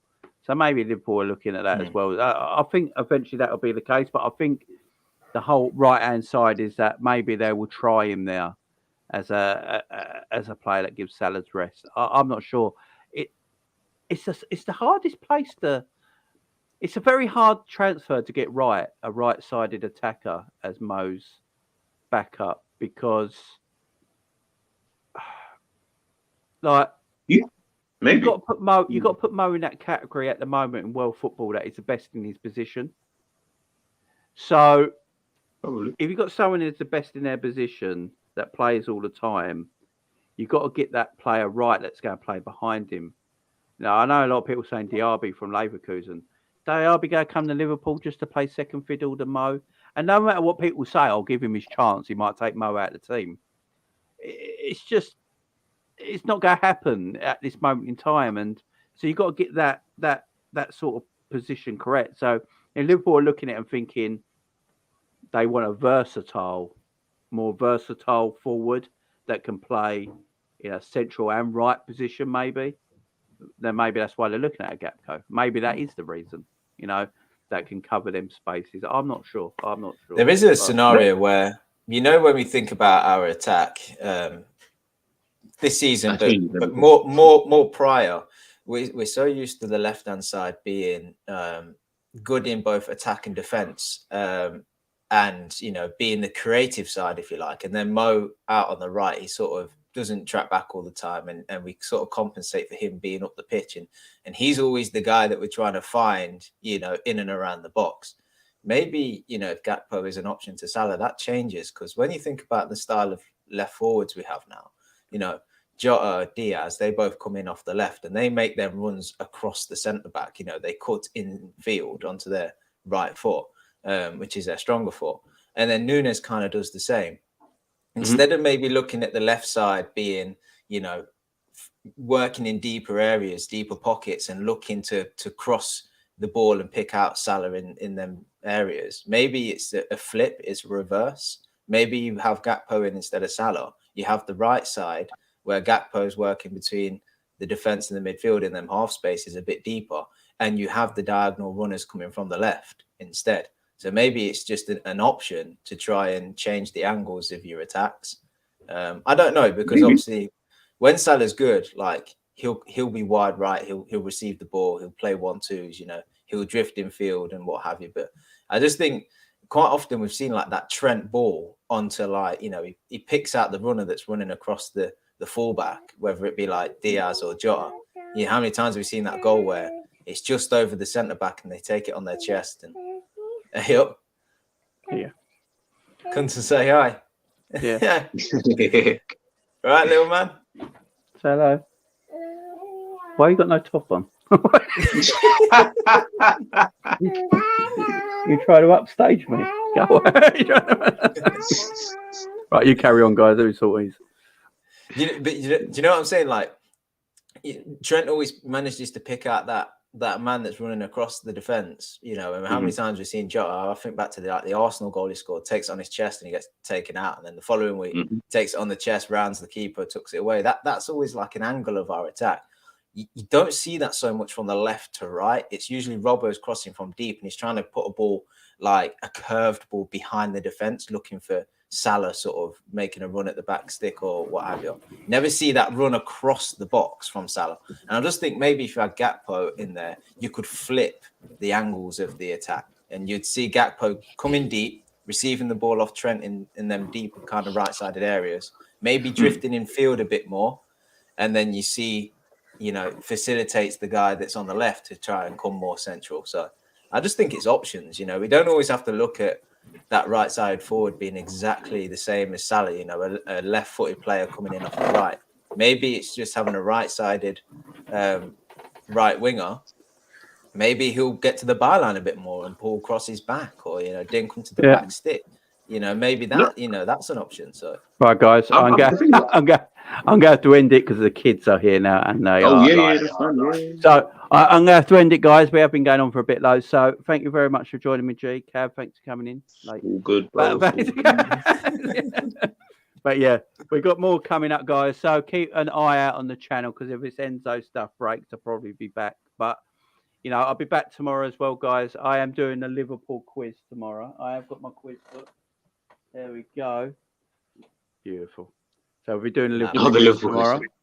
There we are. So I'll be back tomorrow with that. I'll be back tomorrow with more transfer news as well, guys. Thanks to Cav. Thanks to G for joining me. I do appreciate it, guys. I'll put links to G's channel in the chat after this, and make sure you go and subscribe to him as well. Sure. Enjoy. We're in the weird day between Boxing Day and New Year when no one knows what to do. So yeah, literally. Enjoy the rest of your day, guys. Enjoy, and I'll see you tomorrow.